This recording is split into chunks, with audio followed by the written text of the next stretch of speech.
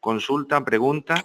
Vamos a intentar que las dudas que tengáis al final de la presentación, vamos a tener unos minutos para que podáis comentarnos cualquier duda, consulta o pregunta que resulte tanto de la RGPD como del tema de ciberseguridad. Si alguno quiere poner algún chat para que veamos que estáis escuchándome, ponerme que me escucháis, por favor.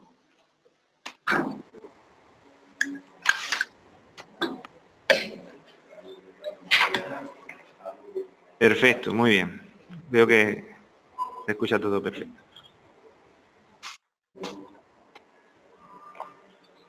Bueno, en principio la presentación vamos a intentar hacerla ágil, dinámica, vamos a ir al grano, vamos a ir sobre todo a la reglamentación, a las dudas que vaya a tener sobre todo de este nuevo reglamento que entra en vigor, como sabéis, el 25 de mayo, ¿vale? Y en principio lo más importante que queremos transmitiros es sobre todo aquellos aspectos legales que nos vamos a encontrar que cambian y modifican significativamente la normativa actual de LOPD. Bueno, en principio, yo soy José Antonio Contreras, consultor tecnológico senior de Ruano Informática, y mi compañera Tamara, que voy a dar paso a ella, que va a ser la consultora senior especialista en protección de datos, y que os va a dar la primera parte de la presentación y os va a informar sobre todo del nuevo reglamento. Así que lo voy a dejar con ella. Ella va a comenzar esta primera parte de reglamentación y luego continuaremos con ciberseguridad y en la última parte ya tendremos pues unos minutitos para cualquier duda o consulta que tengáis. Venga, hasta ahora. Hola, buenos días a todos. Vamos a comenzar la primera parte, que como ha dicho el compañero es de reglamento de protección de datos. Bueno, lo más importante es conocer el nombre y conocer exactamente cuál es el modelo de aplicación. Popularmente se llama como nuevo reglamento europeo, ¿no? O el reglamento europeo de protección de datos. Bueno, oficialmente las siglas son RGPD. Reglamento General de Protección de Datos, ¿vale? Lo que pasa es que popularmente, como viene impuesto por Europa, pues la gente le llama el Reglamento Europeo. Pero bueno, ya un poco por si detectáis en las páginas de la Agencia Española o en documentos públicos esas iniciales que sabéis que sustituye a lo que era antiguamente, bueno, hasta el día 24, es lo que se conoce como la LOPD. Bueno, este reglamento, ¿a quién aplica? Aplica a cualquier empresa, ¿vale?, que tenga su sede fiscal en la Unión Europea o que, aunque su sede fiscal no esté en la Unión Europea, trabaje y utilice datos de clientes o de proveedores que sí pertenezcan a la Unión Europea. También estarían obligados a cumplir con este reglamento. Por ejemplo, empresas muy conocidas, ubicadas en su sede fiscal en Reino Unido, en Estados Unidos, etcétera, pero que vendan comercio electrónico y que algunos de los usuarios formen parte de la Unión Europea, pues estarán obligados a cumplir la parte de los protocolos relativos a su actividad. Bien, ¿cuáles son las ventajas más importantes de este reglamento? ¿Vale? Este reglamento la verdad es que supone un cambio bastante importante de lo que se conoce a día de hoy como protección de datos. Primero, porque hay una homologación y una unificación de los criterios. Hasta ahora el problema que había es aquellas empresas que realizaban transferencias internacionales o comercio electrónico, pues era un poco caos, porque cada país tenía su propia normativa, cada país imponía su propia legislación y unos países eran más estrictos, como España era bastante estricto, Francia era bastante estricto y sin embargo otros, como Italia, no te obligaban a generar ningún tipo de contrato previo a la prestación de un servicio. Entonces, ¿qué es lo que ocurre? Que ahora todas esas empresas, ¿vale?, independientemente de la ubicación social y fiscal que tenga su empresa, pues van a tener que cumplir los mismos criterios y los mismos requisitos. Entonces, bueno, esto es una garantía y una confianza a la hora de trabajar con otros países. Otra de las cosas importantes es el tema de las sanciones, que también se equipara y va un poquito en relación al nivel de implicación que tiene cada país, ¿no? Como hemos comentado antes, es decir, España pues tiene una legislación bastante estricta y sus sanciones también eran bastante duras. Sin embargo, otros países pues ni siquiera tenían una legislación propia y, lógicamente, sanciones ni había.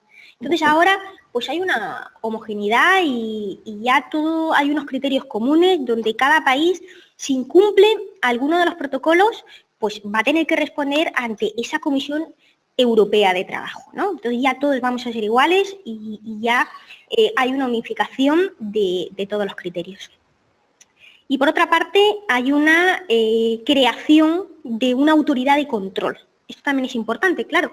Al tener varios países de la Unión Europea, tiene que haber una autoridad de control que se llama la Comisión Europea de Trabajo, y esta entidad es la que se va a encargar de servir de ayuda y de guía a cada uno de los organismos oficiales que tenga cada uno de los países.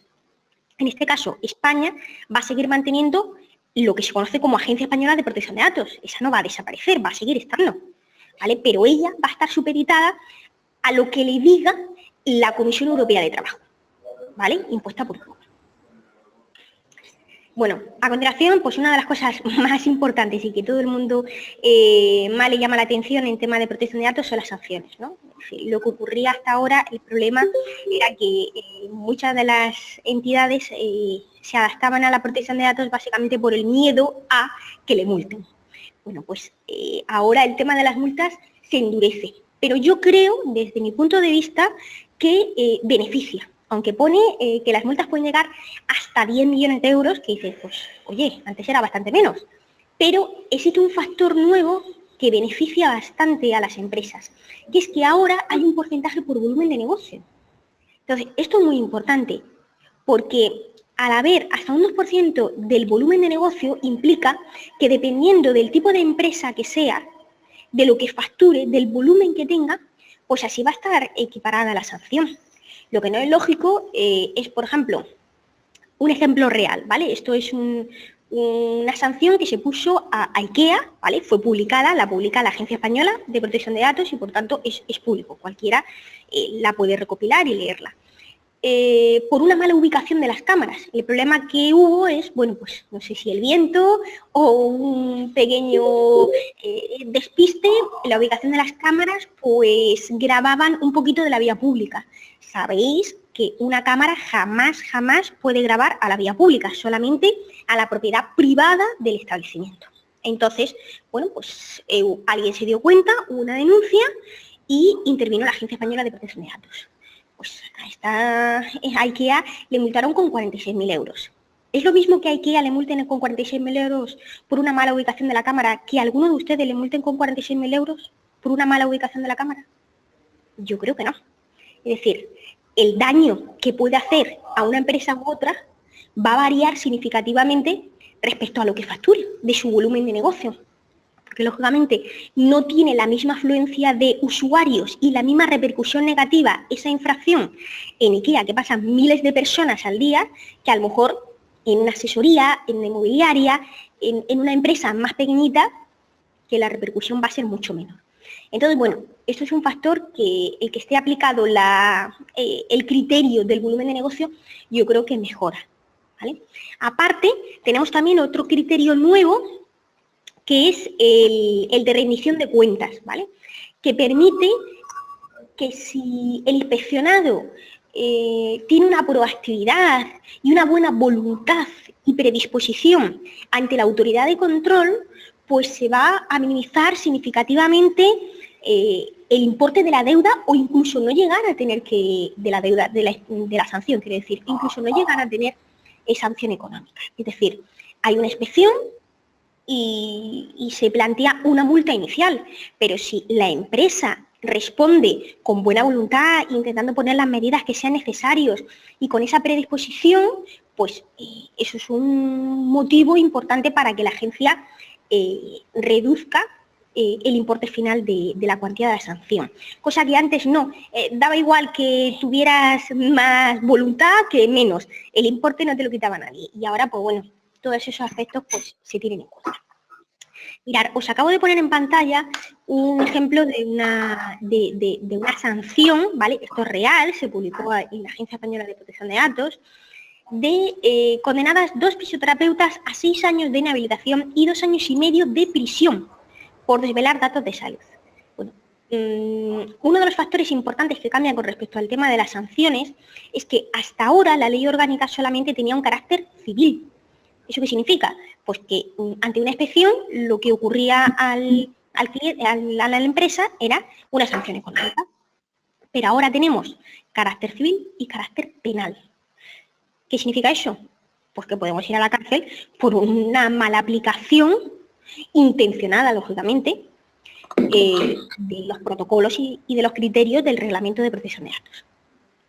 Os explico un poquito el caso este. Esto es una clínica, ¿vale?, que tenía varias trabajadoras y va a sonar un poco como a chiste, ¿no? Pero bueno, yo creo que yo lo que quiero es que extrapoléis un poco la situación que pasó ahí con que vosotros miréis dentro de vuestra empresa a ver si pudiera llegar un día a pasar algo parecido.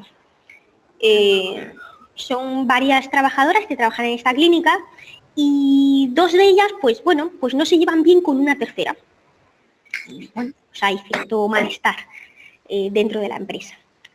Hay todos los años que hacer a través de la previsión de riesgos laborales, la mutua hace unos reconocimientos médicos a los trabajadores, lo cual es obligatorio. Entonces aquí ya también falla la empresa de prevención de riesgos, ya que entregan los resultados de esos análisis en sobre cerrado pero no sellado. Es decir, el sobre estaba cerrado con la pestañita para abajo, pero no estaba oficialmente sellado. Es decir, que yo podía abrirlo, leerlo y luego volver a cerrarlo y nadie se daba cuenta. Bien, cuando llegan estos informes a la empresa, estas 2 chicas deciden abrirlo y descubren cosas personales, ¿vale?, de esta otra trabajadora. Y entonces empiezan a hablarlo. Lógicamente, esta empresa, como muchas otras, tiene cámaras, porque tú en tu empresa puedes tener cámaras de seguridad y las das de alta en la agencia, describes los procedimientos y los protocolos que se utilizan y es totalmente legal. Al final, el trabajador, cuando todos los días va a su empresa y todos los días hace un trabajo, a veces se le olvida que está siendo grabado. Bueno, pues lo que pasó un poco a las trabajadoras estas, se le olvidó, se pusieron ahí a hablar de los resultados médicos de esta otra tercera y todo esto fue grabado. Al final saltó a la luz, esta otra tercera chica denunció y lógicamente intervino la Agencia Española de Protección de Datos. Yo quiero lanzaros una pregunta y es, ¿quién creéis que se multó? Es decir, cuando la agencia intervino, ¿contra quién recayó la culpa? ¿Contra el dueño de la clínica? ¿Contra las trabajadoras? ¿Contra la empresa? Vale, ¿por qué? Bueno, un compañero ha puesto contra la empresa. Es decir, ¿todos creéis que la culpa recae sobre la empresa? Bueno, os adelanto ya un poquito. Ahora, con el nuevo reglamento, lo que ocurre es que hay una diversificación de las responsabilidades, cosa que hasta ahora en la ley orgánica no la teníamos. En la ley orgánica, esta misma situación hubiera sido 100% sanción a la empresa. Pero ya se aplicó, ¿vale?, una exención y entonces pues se aplicaron ya los protocolos del Reglamento Europeo y entonces permitió que hubiera esa diversidad de responsabilidad. La empresa tenía sus procedimientos de protocolos de protección de datos. La empresa tenía dados de alta en la Agencia Española sus ficheros. Lo tenía todo correcto. Había dado una formación a sus trabajadores indicando cuáles eran las políticas y los códigos de conducta. Si ya el trabajador infringe esas medidas, es responsabilidad del trabajador. Por lo tanto, por eso la agencia a la empresa no le pasó absolutamente nada porque todo lo tenía al día y lo tenía correcto y quien recayó la culpa fue directamente a esas 2 trabajadoras, haciendo que durante 6 años no pudieran ejercer su trabajo y al final no fueron a la cárcel porque, bueno, pues 2 años y medio al final no van a la cárcel, pero ya su expediente ya está manchado. Entonces, con esto lo que quiero aclarar es que esta parte penal es importante Y otro de los aspectos también a destacar es que ya hay una diversidad de responsabilidades. La empresa está obligada a decirle al trabajador los protocolos y los códigos de conducta, pero el trabajador, si los incumple, es responsabilidad de él y él será el que tendrá que responder ante la Agencia Española de Protección de Datos. Por tanto, esto es un cambio muy, muy, muy importante, porque ahora tenemos que hacer una gran concienciación a nuestros trabajadores de, oye, que esto no es aquí, que las culpas no solo son para mí, que habrá un proceso de investigación y se depurarán responsabilidades. Y aquí todo el mundo vamos a tener que rendir cuentas. Entonces, bueno, esto es un detalle muy, muy importante que cambia en el reglamento. Con respecto al tema de la rendición de cuentas, ya lo he explicado antes, pero bueno, es el apartado en el cual el reglamento te dice que la empresa está obligada a rendir cuentas en cualquier momento. Es decir, hasta ahora, no sé si alguna habéis visto un inspector de protección de datos. Me podéis contestar en el chat. ¿Alguien ha visto físicamente, la cara, un inspector de protección de datos? No. Vale, yo tampoco. Y me dedico a esto desde hace ya bastantes años. No lo he visto. Sé que ponen sanciones porque están publicadas. Soy consciente de ello, pero no lo he visto nunca. Bueno, pues esto ahora va a cambiar. Porque ya la Comisión Europea de Trabajo obliga a que haya ya un comité y un número de inspectores, ¿vale?, que se van a dedicar a hacer esas inspecciones de protección de datos. Van a estar estructurados por distritos o por zonas y a cada inspector pues, le va a tocar una zona concreta y tendrán que ir a las empresas a realizar esa inspección. Lógicamente se van a priorizar aquellas empresas que tengan datos sensibles frente a aquellas otras que no lo tengan. Pero al final el distrito lo vas a tener que durante 6 meses o un año, normalmente les dan por un año, ¿vale? El distrito es un año, es como los inspectores de sanidad, te dan un año y al año te cambian de distrito. Entonces, que ahora ya vamos a ver inspectores de protección de datos. Ahora ya va a haber una figura física que va a ir con su carpetita debajo del brazo y puede venir a nuestra empresa y nos puede inspeccionar. Por tanto, es muy importante que seamos conscientes de que esto ahora cambia, que ya no es lo que diga España, que es lo que nos dice Europa. Europa es muy estricta y los procedimientos vienen muy, muy, muy, muy definidos. Por tanto, hay que estar preparados para este cambio importante y, sobre todo, preparados nosotros y tener un buen asesoramiento. De la empresa que sea, pero estar muy bien asesorados, porque son muchos cambios y muchas posibles instituciones que a lo mejor hay que ajustar determinados protocolos y si no tenemos ayuda, pues nos vamos a ver desbordados, porque ante una inspección nos van a conceder un plazo determinado de tiempo para hacer esa subsanación, para hacer esa rendición de cuentas y demostrar esa proactividad. Y si no sabemos por dónde tirar, se nos va el tiempo. 8 días, 15 días se van en implis. Entonces, si no, ahí sí ya hay sanción. Vale. Una de las cosas importantes es el cambio de estructura dentro del reglamento. Si recordáis, en la LOPD lo que dábamos de alta son ficheros. Un fichero, así en plan bruto, ¿no?, para que nos hagamos una idea, es una recopilación de datos de características similares. Por ejemplo, un fichero llamado clientes serán los datos que yo recabe de mis clientes, pues nombre, dirección, DNI, número de cuenta, etc. Vale, es decir, lo que estoy es aglutinando en una carpetita llamada clientes todos los datos que yo recojo de ellos. Otra carpetita pues puede ser nóminas, personal de la empresa, pues todos los datos que yo recabo de mis trabajadores, nombre, DNI, tarjeta sanitaria, número de la seguridad social, características personales, académicas y profesionales, que todo esto viene en el currículum. Pues eso es una habilitación, una aglomeración de datos de características similares. ¿Qué es lo que te dice Europa? Pues Europa lo que te dice es que esto lo ve un poco muy global y quiere que se especifique, que se afine un poquito más el lápiz. Y entonces lo que te dice es que ahora las empresas, en el nuevo reglamento, lo que van a hacer es dar de alta tratamientos. ¿Qué es un tratamiento? Actividad. ¿Qué es un tratamiento? Por lo tanto, vamos a dar de alta un registro de actividades.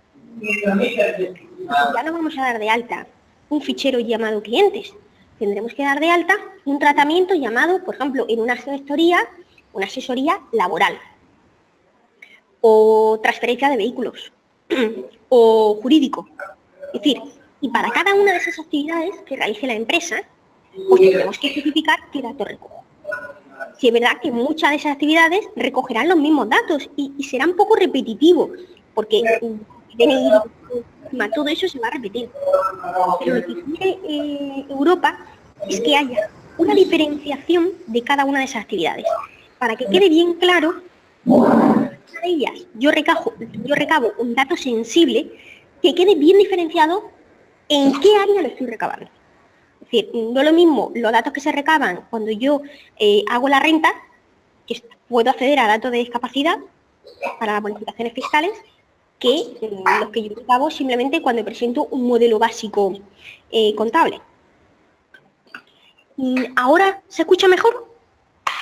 Bueno, me he acercado un poquillo más, que tampoco es que haya hecho yo aquí milagros, pero no sé si así me escucháis mejor. Venga, vale. Lo que estaba comentando, pasamos de tener dar de alta un fichero a dar de alta un tratamiento, que sería una actividad. Es uno de los cambios básicos y principales. Luego, ¿qué es lo que ocurre? ¿Qué es lo siguiente que tenemos que hacer?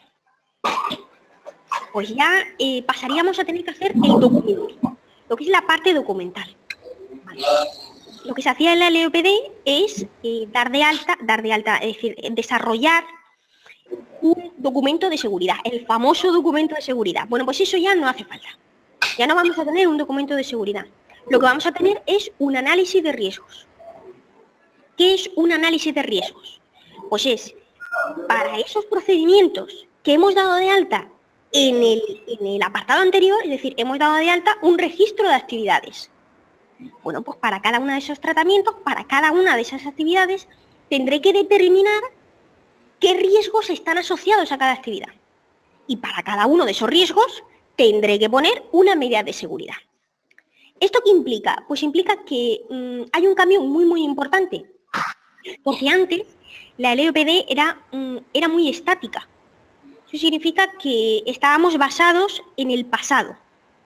Nosotros teníamos una documentación que era estándar, la verdad es que valía un poco para cualquier tipo de tipología de empresa, y si teníamos un problema, una vez que ocurría ese problema es cuando poníamos la medida correctora.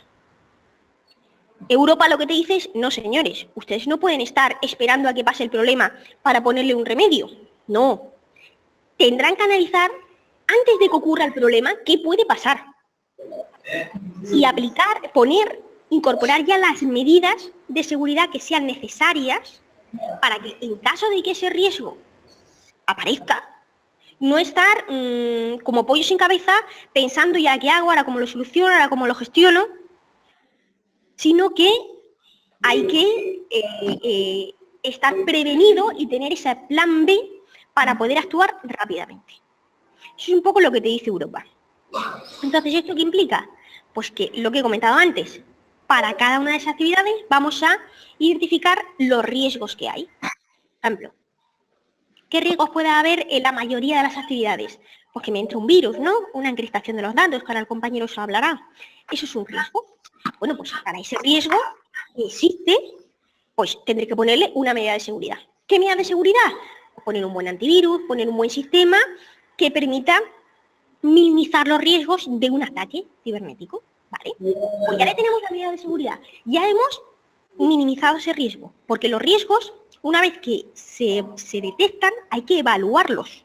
Eso implica que hay que categorizar si ese riesgo lo que estamos haciendo es, con la medida de seguridad que le ponemos, mitigarlo, aceptarlo o eliminarlo. En la mayoría de los casos lo que vamos a hacer es mitigarlo. Es decir, va a ser muy complicado conseguir que un riesgo podamos tener la garantía 100% de que lo hemos eliminado con la medida de seguridad que pongamos. Pero mitigarlo es muy importante, ¿vale? Porque vamos a frenar esa posibilidad de que ocurra ese riesgo. Otro riesgo también muy típico, en general, de cualquier actividad, pues es la pérdida documental. ¿Qué le ocurre a muchas gestorías, asesorías y en realidad a muchas empresas, pero principalmente en este sector es más común todavía? Que tienen que llevar documentación en papel a la administración pública, o incluso hay asesorías que van a las instalaciones del cliente, recaban una documentación, bueno, los abogados y todo eso también, con los expedientes jurídicos, recaban una documentación, por ejemplo, recaban las facturas, recaban el DNI, la copia del DNI y del CIF y de la escritura del cliente y se lo llevan a las instalaciones. Bien, el momento en el cual el cliente te está cediendo esos datos y tú vas desde las instalaciones del cliente o desde el bar donde hayas quedado con él hasta tu oficina, el riesgo es tuyo. Es decir, que si viene un huracán y si te vuelan los papeles, tú no puedes decir que se te han volado los papeles de una escritura. No, no. Tendrás que poner una medida de seguridad para evitar la pérdida de esa documentación. Desde que el cliente te la ha entregado hasta que tú llegas a tu oficina y tienes las medidas de seguridad propias de tus instalaciones. Entonces, ¿cuál puede ser la medida de seguridad? ¿Atarnos los documentos al piso? No, es un poco complicado. Pues, lo bueno que tiene el siglo XXI es que cada vez salen cosas nuevas y ante problemas nuevos salen productos nuevos. Y ya existen las típicas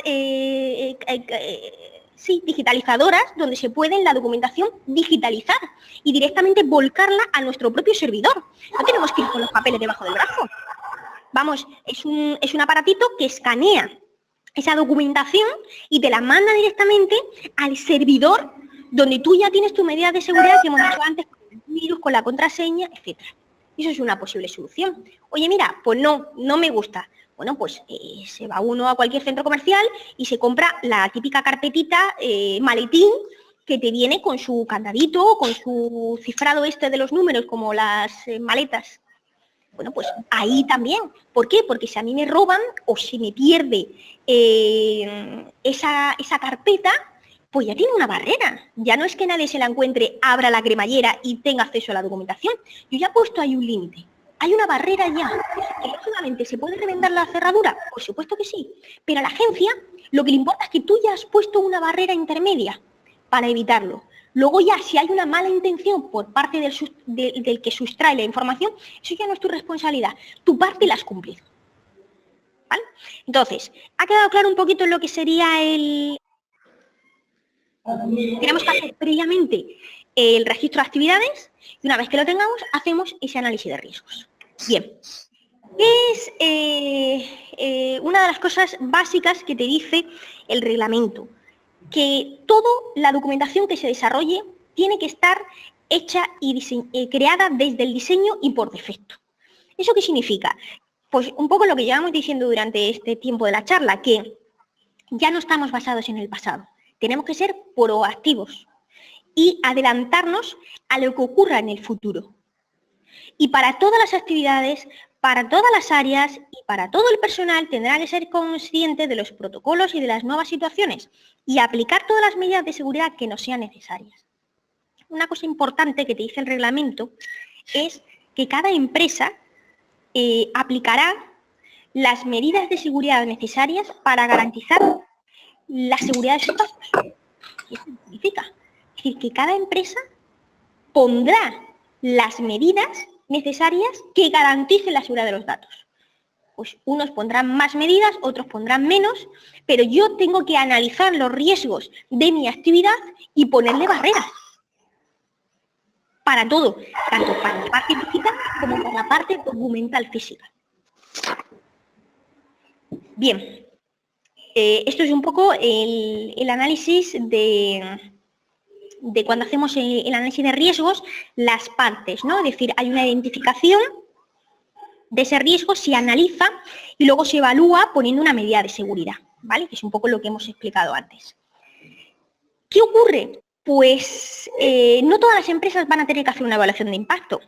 La evaluación de impacto solamente lo van a tener que hacer aquellas empresas que les salga resultado de ese análisis de riesgo un riesgo alto. Un riesgo alto y además que yo ya no pueda poner ninguna medida de seguridad para mitigar ese riesgo. ¿Vale? Es importante. Es decir, yo analizo, me sale que tengo un riesgo alto porque hay veces que el sistema, la tecnología no me permite garantizar 100% la seguridad de un documento. Bueno, pues ahí el riesgo, si encima son datos sensibles, son datos de salud, son datos jurídicos, son datos de un impacto muchísimo mayor, pues entonces ese riesgo va a ser alto y encima no tengo forma de mitigarlo. Pues tendré que hacer esa evaluación de impacto, que consiste básicamente en evaluar si ese riesgo sucediera, ¿qué impacto tendría en los usuarios afectados? Si eso pasara de verdad, ¿qué les pasaría a los usuarios? ¿Cuáles serían las consecuencias? ¿En qué les afectaría? Eso sería la evaluación de impacto. Pero vuelvo a repetir que no todas las empresas van a tener que hacer una evaluación de impacto, solamente aquellas que tengan como resultado un riesgo alto y además que no haya posibilidad de mitigarlo. Bueno, uno de los cambios más importantes es el tema del consentimiento. Las famosas autorizaciones, las famosas cláusulas. Estamos acostumbrados a tener los documentos de las facturas, de los albaranes, de la fecha de cliente, de los partes de trabajo, donde en la parte de abajo le ponemos una coletilla, que muchas veces nos metemos en internet y la copiamos de otro sitio y la ponemos ahí porque pensamos que es una que vale para todo. Realmente no existe una que valga para todo, sino que ahí, dependiendo de la finalidad de cada uno de esos documentos, pues entonces se tendrá que poner la cláusula que corresponda. Bien, cuando hablamos de consentimiento inequívoco, nos estamos refiriendo a que ahora tendremos que pedirle a todos nuestros clientes, es decir, a todos nuestros clientes, los que ya de antes hayan firmado algún acuerdo de protección de datos, da igual, lo van a tener que firmar porque hay que adaptarse al nuevo reglamento. Y lógicamente los que tengamos de nuevos, pues ya de por sí van a tener que adaptarse. Pero esto no, es que en su día, este cliente ya nos firmó que nos cedía los datos. Sí, me parece muy bien, pero es que ahora ese procedimiento no vale. Vas a tener que volver a recabar ese consentimiento. Esas cláusulas se van a modificar. ¿Vale? Esto es importante. ¿Cómo vamos a recabar ese consentimiento inequívoco? Bueno, pues ese consentimiento inequívoco lo vamos a recabar pidiéndole una autorización expresa a nuestro cliente. ¿Qué es una autorización expresa? Yo creo que ya ahora, que falta menos de un mes para ya la aplicación directa del reglamento, seguro que ya habéis empezado a firmar autorizaciones. ¿Qué significa eso? Que a lo mejor el banco, las empresas de telefonía, algo ya os están pidiendo esa autorización. ¿Qué significa eso? Que vosotros al conectaros, por ejemplo, a vuestra banca electrónica, hay una duda, pero genial, Elena. Lo que vamos a hacer, si os parece bien, es al final resuelvo todas las dudas. ¿Queréis ir poniéndolas aquí a medida que os vayáis acordando de una duda o de un problema? Pues entonces lo ponéis a través del chat, ¿vale? Y yo luego las resuelvo todas. Es decir, que no hace falta, si no queréis, esperar al final, sino las vais poniendo ahí. Pero para no yo perder el hilo, las contesto todas al final. No es que no se esté haciendo caso, ¿vale? Es decir, que la estoy viendo. Pero termino yo la presentación y luego contesto todas las preguntas, ¿vale? Pero que si queréis las podéis ir poniendo en el chat. Bien. Con respecto a lo que estaba comentando antes del consentimiento inequívoco, cuando os metéis, por ejemplo, la banca del banco, la banca electrónica, los primeros que ya lo están haciendo, señor cliente, cumplimiento con el nuevo reglamento de protección de datos, necesitamos obtener su consentimiento explícito. Por favor, rogamos que responda, autoriza o no autoriza a la utilización de determinados datos que tenemos de usted. Y entonces hay una serie de batería de preguntas en tipo guía. Por ejemplo, ¿Autoriza usted a que recabemos, a que le enviemos comunicaciones electrónicas? Sí, pues no. ¿Autoriza usted a que le enviemos comunicaciones vía WhatsApp? ¿Autoriza usted a que cedamos sus datos a otros terceros relacionados con la actividad que nos une? Pues sí o pues no. ¿Autoriza usted a que cedamos los datos a otros que no tienen nada que ver con la actividad para que le puedan ofrecer servicios que pueden ser de su interés? Pues sí o pues no. ¿Autoriza usted que le mandemos información confidencial? Pues sí o pues no. ¿Entendéis lo que quiero decir? Que habrá una batería de preguntas donde vamos a tener que contestar y no contestamos. Ese es el cambio más significativo. Porque hasta ahora la ley económica estaba basada en el pasado. Es decir, la inacción generaba expectación. Entonces, ¿con qué jugaban las empresas? Se jugaban poniendo en el momento el momento que el cliente o está autorizando lo que autoriza que mandemos información, que perdamos, y si usted no está de acuerdo, entonces mande usted un correo electrónico a la dirección periquitopere@gmail.com y poniendo la palabra ejercicio de cancelación o el derecho de conciencia. Ocurre que nadie se le eso. Y no solamente es que nadie se leía eso, sino que nadie se aportaba de cuál era la dirección de correo tenía que bueno, pues todo eso ya no va a valer. La inacción no genera tenemos el consentimiento va a estar basado en una clara acción de aceptación o de negación. Eso es lo más importante.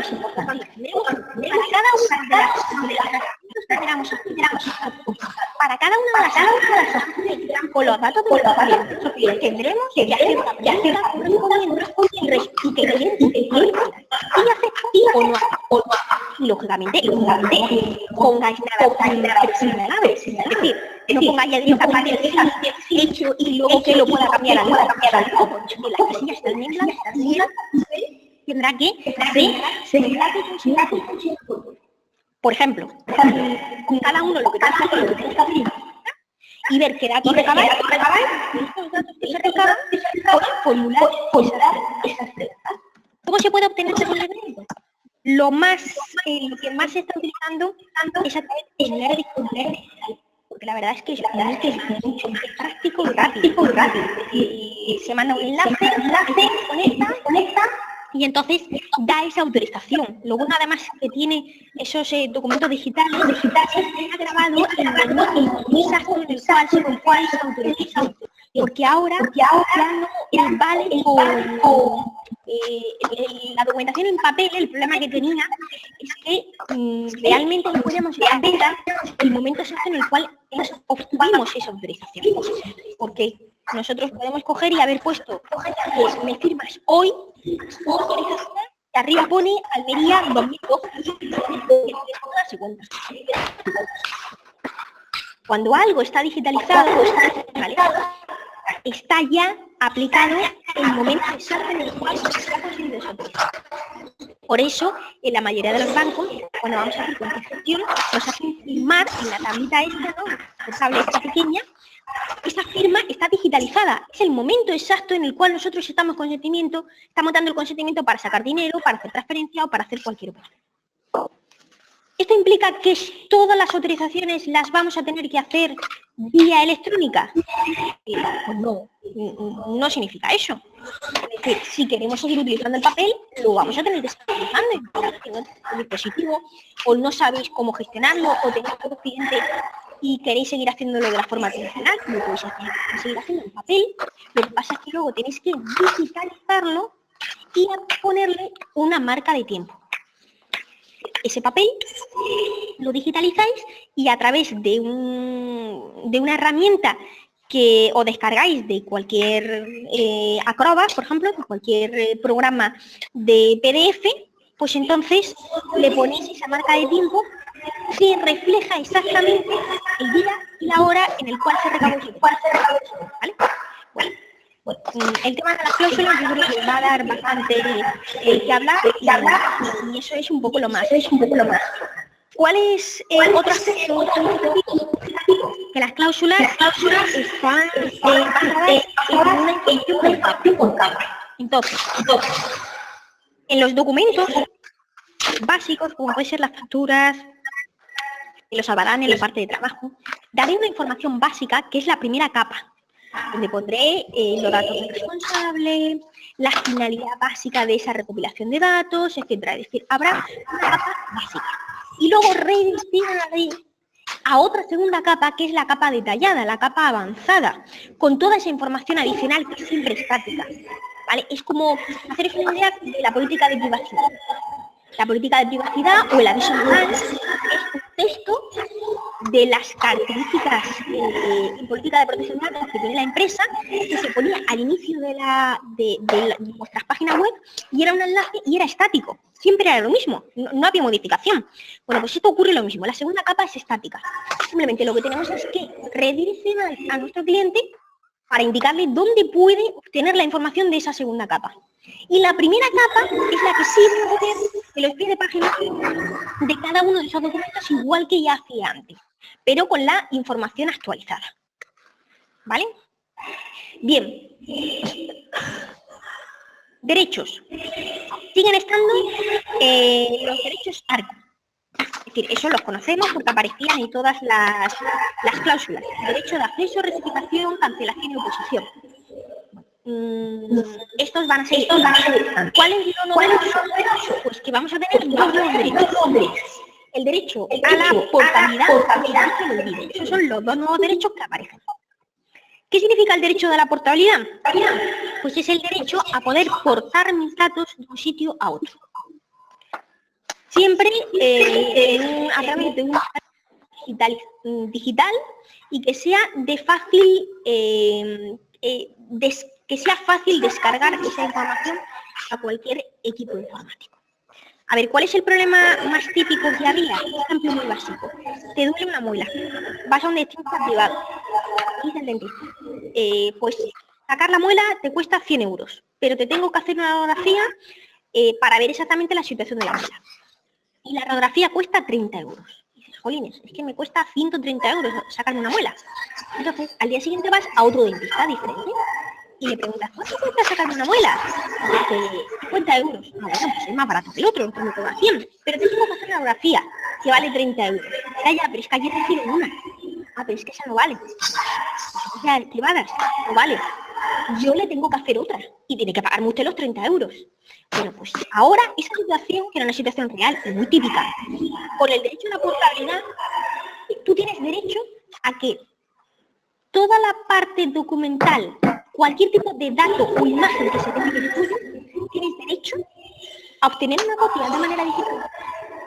Por lo tanto, tienes derecho a obtener o en un dispositivo de almacenamiento o en cualquier tipo de copia, una copia de esa radiografía y poder ir al otro dentista y decirle, mira, esta radiografía que me han hecho, y al otro valorará si la calidad es buena, si el ángulo es perfecto o si te la tiene que hacer porque la foto sale torcida y él no quería. Eso ya son otros aspectos. Pero que tú ahora vas a tener el derecho a toda tu información, toda tu historia, todos los análisis, toda la documentación que tenga una empresa, tienes derecho a tener copias para tú luego poder llevarla, portarla a otra entidad. ¿Vale? Este derecho, la verdad, es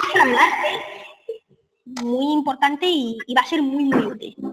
Y el otro derecho es el derecho al olvido, que es un derecho que se basa en conseguir el borrado de toda la documentación mía que haya en el mundo digital. Entonces, no sé si os habéis dado cuenta muchas veces que cuando en Google ponéis vuestro nombre, aparece toda la información, fotografías, textos que tienen que ver contigo. Son datos de carácter personal los que tienes. Todo eso también se va a borrar. Ojo, se va a poder borrar toda mi información personal de ese entorno siempre y cuando no sea pública. Son muy importantes. ¿Qué significa que no sea pública? Pues si a mí me han concedido una subvención, es obligatorio que los resultados de los beneficiarios de esa subvención salgan publicados en el BOE. No lo puedo borrar, porque si hay una ley que dice que eso se tiene que publicar, yo eso no lo puedo quitar. O me hacen una entrevista en un periódico y entonces salen unas fotografías mías, sale información mía, eso es público. Pero ahora, por ejemplo, yo cojo y he rellenado un cuestionario para presentarme a una oferta de trabajo, eso ya es privado, eso ya se lo puedo borrar. ¿Vale? Ese rastro ya se lo puedo borrar. Es importante que quede diferenciado. Y lo último que quiero ya mencionaros es el tema del delegado de protección de datos. Esto crea muchísima controversia y está todo el mundo un loco perdido con el delegado. Bueno, las iniciales en España ahora ya es DPD, Delegado de Protección de Datos. Pero muchos se siguen utilizando la nomenclatura inglesa, DPO, que es Data Protection Officer. Entonces, mucha gente lo que hace es poner las siglas en inglés, pero lo digo en español. Me da igual, digáis. Es decir, DPO es lo mismo que DPD, ¿vale? Lo digo por si veis las dos cosas, es lo mismo. Delegado de Protección de Datos. Bien, ¿cuál es el problema? Bueno, el delegado es una figura nueva que aparece en Google. Una figura que implica un compromiso de una persona dentro de una empresa. Implica que una empresa va a tener que ser contratada o externamente a alguien para que ejecute las funciones de ese delegado de protección de datos.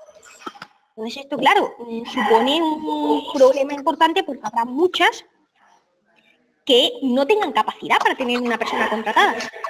Porque ya de por sí están limitando a una dedicación de aproximadamente 2 horas o 3 horas al día de una persona. Una dedicación. Y voy a tener que hacer una contratación de ese perfil. O pagar a una consultora para que me ponga ese delegado. Pero claro, con un dinero. Es decir, es una cuota importante porque 2 horas al día de trabajo, pues a lo mejor pues 200 euros no te los quita nadie. Entonces, ¿esto es una figura obligatoria para todo el mundo? No. Vuelvo a repetirlo. ¿Esto es una figura obligatoria para todas las empresas? No. No todas las empresas tienen que tener un delegado de protección. Solamente aquellas empresas que tengan algunos de estos requisitos, que cumplan algunos de estos requisitos. Entonces, ¿quién tiene que tener un delegado de protección de datos? Todos los organismos públicos. Si no soy un organismo público, pues no necesitáis tener un delegado de protección de datos. ¿Quién más tiene que tener un delegado de protección de datos? Aquellas empresas que manejen datos sensibles a categoría moderada alta. ¿Qué son datos sensibles? Pues ya lo conocéis, datos de salud, datos de expedientes jurídicos, datos de violencia de género, etc. Todo esto son datos sensibles, a escala moderada a alta. ¿Eso qué significa?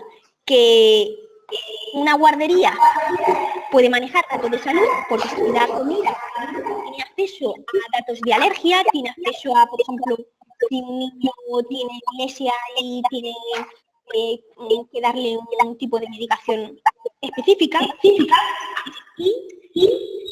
Pero ¿cuál es el problema?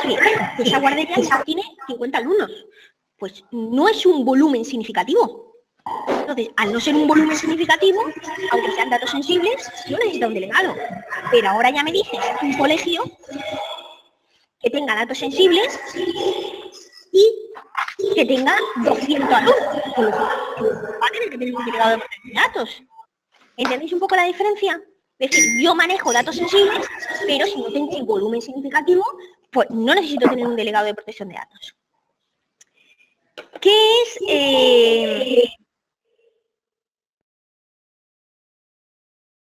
Disculpe, ¿se oye bien ahora?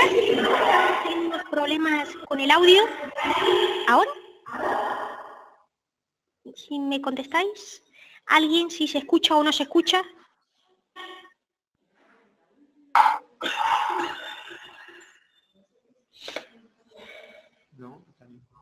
¿Me escucha alguien?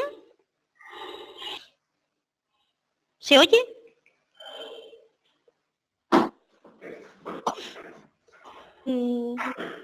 Bueno, sigo con la presentación. Bueno, yo sigo hablando y si alguien me escucha, perfecto. Vale, con respecto al tema del delegado de protección de datos, lo que hemos dicho, organismos públicos, empresas que manejen datos sensibles a escala media alta y empresas que manejen datos básicos, pero a una escala muy alta. Esto es muy importante. Es decir, ¿qué significa datos básicos, pero a una gran escala? Pues, por ejemplo, Amazon.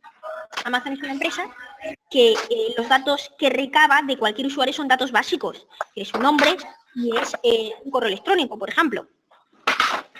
Y los datos bancarios son datos básicos o medios. Pero ¿cuántos miles de usuarios, cuántos miles de datos está recabando al día esa empresa? Ellos necesitan un delegado de protección de datos. Bueno, como esto genera mucha controversia en ¿yo necesito un delegado o no lo necesito? Pues a través de la agencia de datos hay un apartado que se llama Canal del Ciudadano. Entonces os podéis meter en Canal del Ciudadano y ahí podéis hacer la comunicación expresa a la agencia si necesitáis o no necesitáis el delegado. Supuestamente lo que iba a hacer la agencia era crear un listado de sectores que sí generalmente iban a necesitar un delegado. Pero como esto todavía no lo han hecho, también decían que iban a sacar un checklist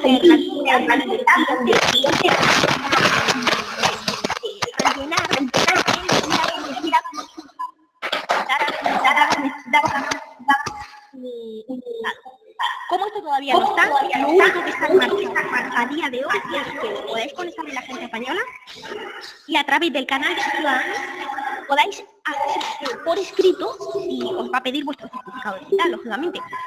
Podéis hacer por escrito esa consulta, ¿vale? Y entonces preguntáis si necesitáis o no necesitáis. Y de esta manera os podéis quedar más tranquilos, ¿vale?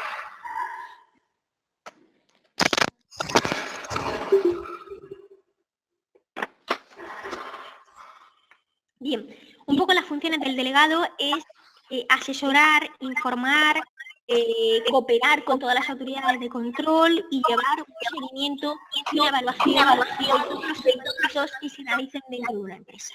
¿Vale? Es un poco las funciones básicas. Por eso requiere, esa figura va a estar requerida en empresas que manejen grandes volúmenes de datos, porque si no, no tiene sentido, no habría suficiente trabajo para esta persona. Bueno, ya un poco, ya lo hemos comentado antes.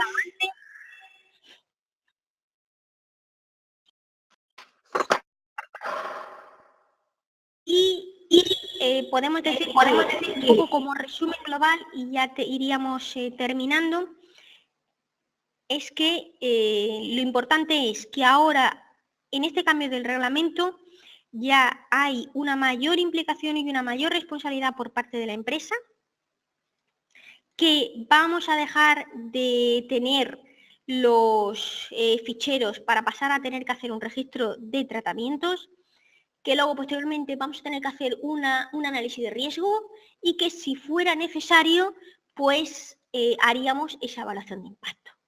Y que determinadas empresas pues tendrán la obligación de tener un delegado de protección de datos. Por último, simplemente comentaros, antes de finalizar, que existe el escudo de privacidad, que es el que va a regular el tema de las transferencias internacionales. Una transferencia internacional es el volcado de datos de carácter personal en un servidor que esté fuera de la Unión Europea.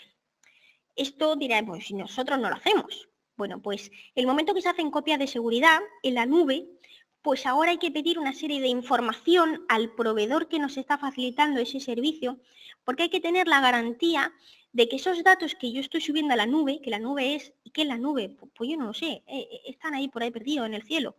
Entonces, tengo que tener la garantía de dónde está la ubicación real de esos datos.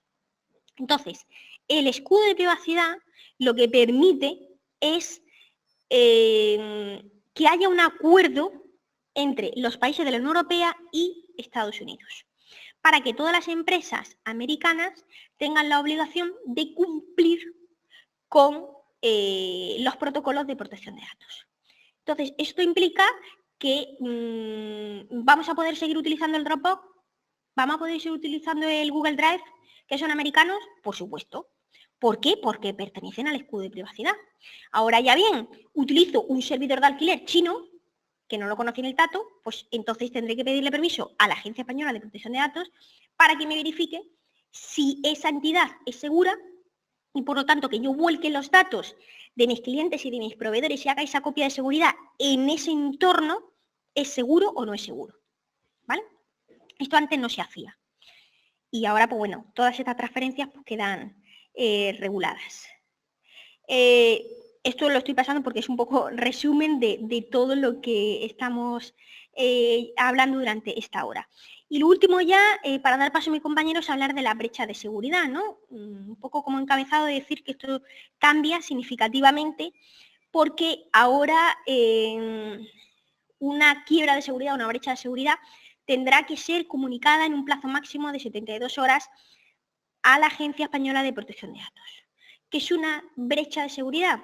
Pues una brecha de seguridad es una pérdida de datos, ¿vale? Es decir, una encriptación de esos datos, un robo de documentación, una pérdida involuntaria de esa documentación. Bueno, pues todo eso se computa como una quiebra de seguridad y por lo tanto habrá que evaluar el riesgo de esa pérdida de datos y comunicarlo en un plazo máximo de 72 horas.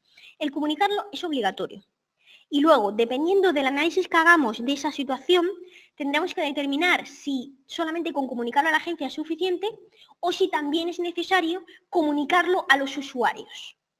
Por ejemplo, entra un virus en nuestro equipo. Y entonces, a través de nuestro programa por ejemplo, el Outlook, nuestro programa de correo electrónico, se conecta ese virus y está mandando correos electrónicos a nuestros clientes. Nuestros clientes, al recibir un correo electrónico nuestro, pues ellos lo abren. Aparece un enlace, pero es que somos su asesoría o somos su abogado, y entonces pinchan ese enlace y automáticamente se quedan infectados. Pues esto no solamente habrá que comunicarlo a la agencia, habrá que comunicarlo a todos nuestros usuarios, porque no solamente estamos infectados nosotros, sino que de rebote podemos infectar a nuestros clientes. Por tanto, tendremos que avisar y hacer esa comunicación a esos clientes diciendo, por favor, un mensaje de alerta, no abran ningún correo electrónico nuestro porque pueden ser hackeados y encriptados todos sus datos, ¿vale? De todas maneras, ahora nuestro compañero José Manuel os va a hablar específicamente sobre este tema. Muchísimas gracias y luego al finalizar de la jornada contestamos a todas las preguntas. Gracias. Bueno, continuando con la presentación, vamos a pasar a la parte de seguridad informática, que en este caso tiene mucho que ver con el tema de la nueva reglamentación de protección de datos, porque básicamente hoy en día casi todas las empresas, en mayor o menor medida, tienen de alguna manera digitalizados sus datos, ¿vale? Y los datos, pues hoy en día, como podéis pensar, es lo más importante que pueda tener una empresa. Y es, digamos, el tesoro que tenemos que proteger, pero no solamente por el tema de la nueva reglamentación, sino porque realmente la pérdida de los datos de una empresa conlleva muchísima responsabilidad y en algunos casos incluso pues, la posible desaparición, ¿vale?, de esa empresa.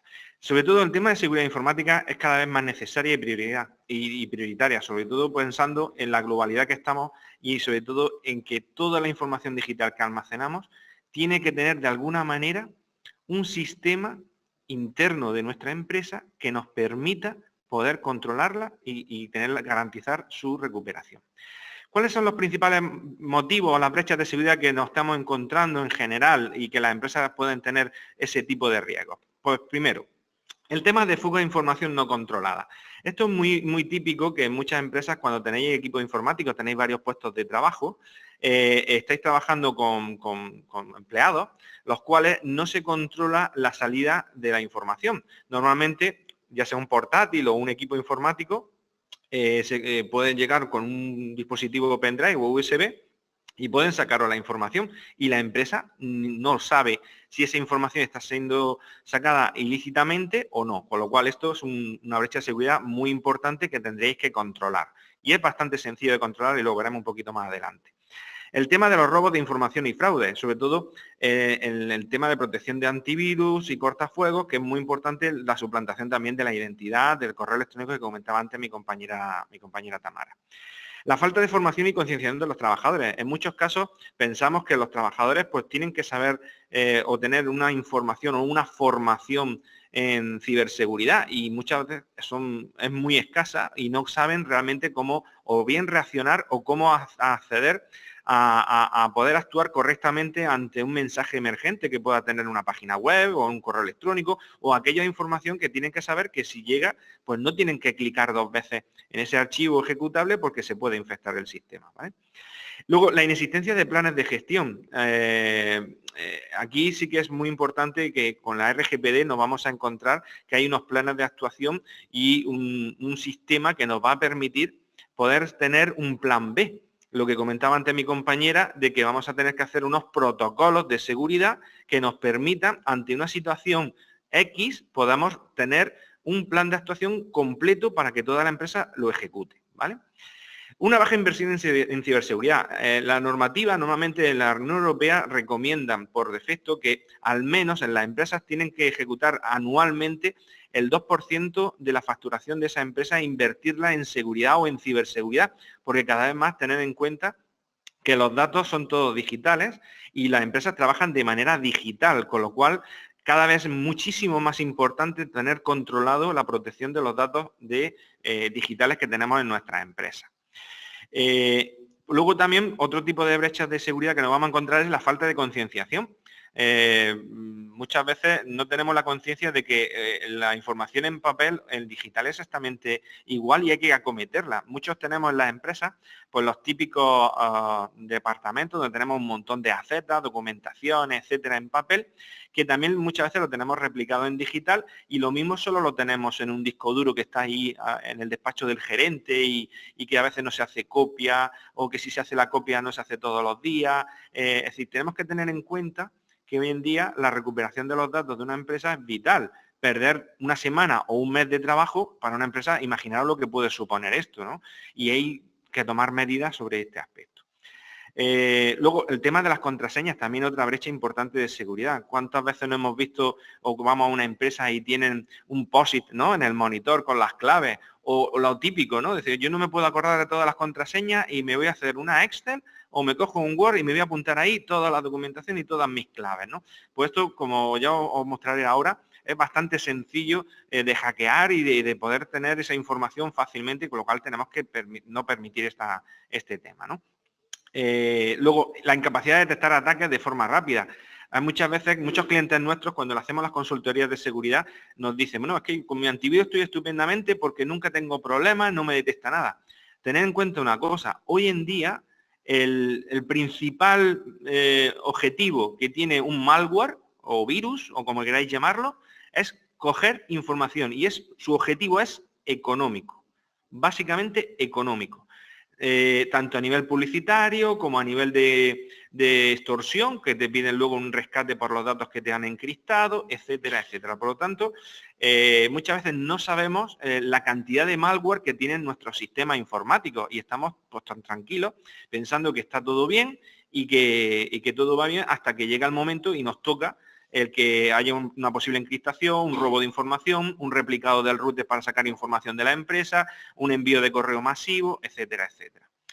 Otro tema muy importante, y ahí sí que nosotros lo sabemos y tenemos conciencia de eso, es que hay ya sistemas operativos y herramientas que no tienen actualización ni soporte por parte del fabricante. En este caso, con Microsoft, ya sabemos que el Windows XP, eso es un filtro, vamos, es como tener la puerta de tu casa abierta.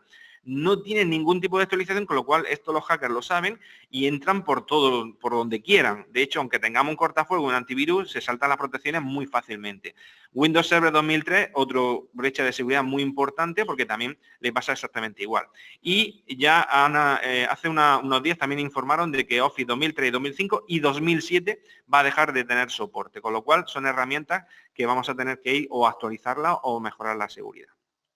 Y sobre todo también otro tema importante es el uso de software sin garantías de seguridad ni cumplimiento de RGPD. ¿Cuántas veces pues, no nos hemos descargado un programa y de hecho se valen muchos hackers de esta información? Lo gratuito pues atrae mucho. Lo gratis, el antivirus gratuito, es decir, tenemos que tener muy en cuenta dónde descargamos información. Por ejemplo, muy típico que nuestros clientes muchas veces, es que me quiero descargar el Adobe Acrobat Reader, ¿no? el programa más extendido para la lectura de PDF.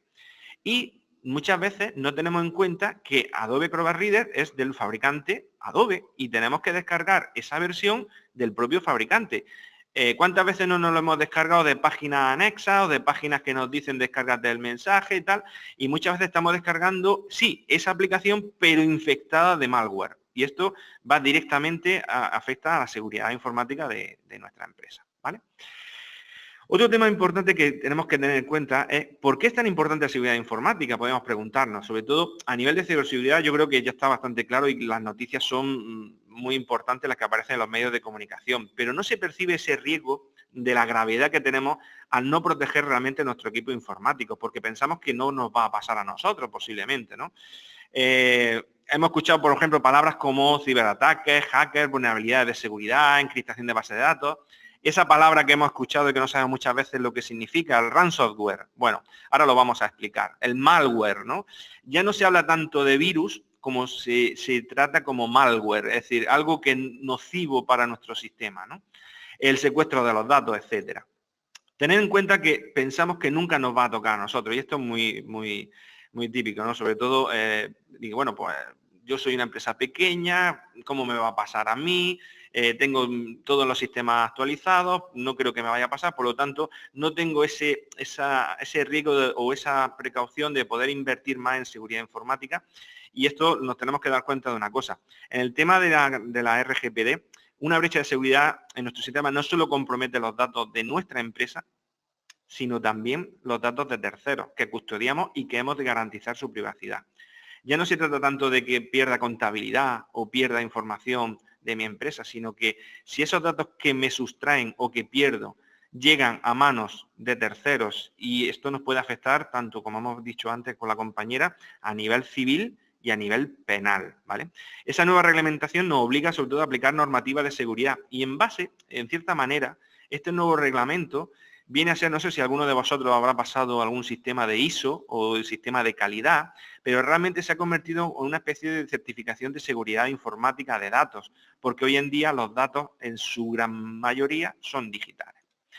Aquí hay un pequeño esquema que con la RGPD vamos a tener que hacer con el tema de los tratamientos que comentaba antes Tamara, y es que ante una brecha de seguridad, lo primero es que tenemos que definir qué posibles brechas de seguridad. Y claro, una empresa para poder definir qué brechas de seguridad tiene que asesorarse a través de un informático o de una empresa que le garantice cuáles pueden ser esas brechas de seguridad.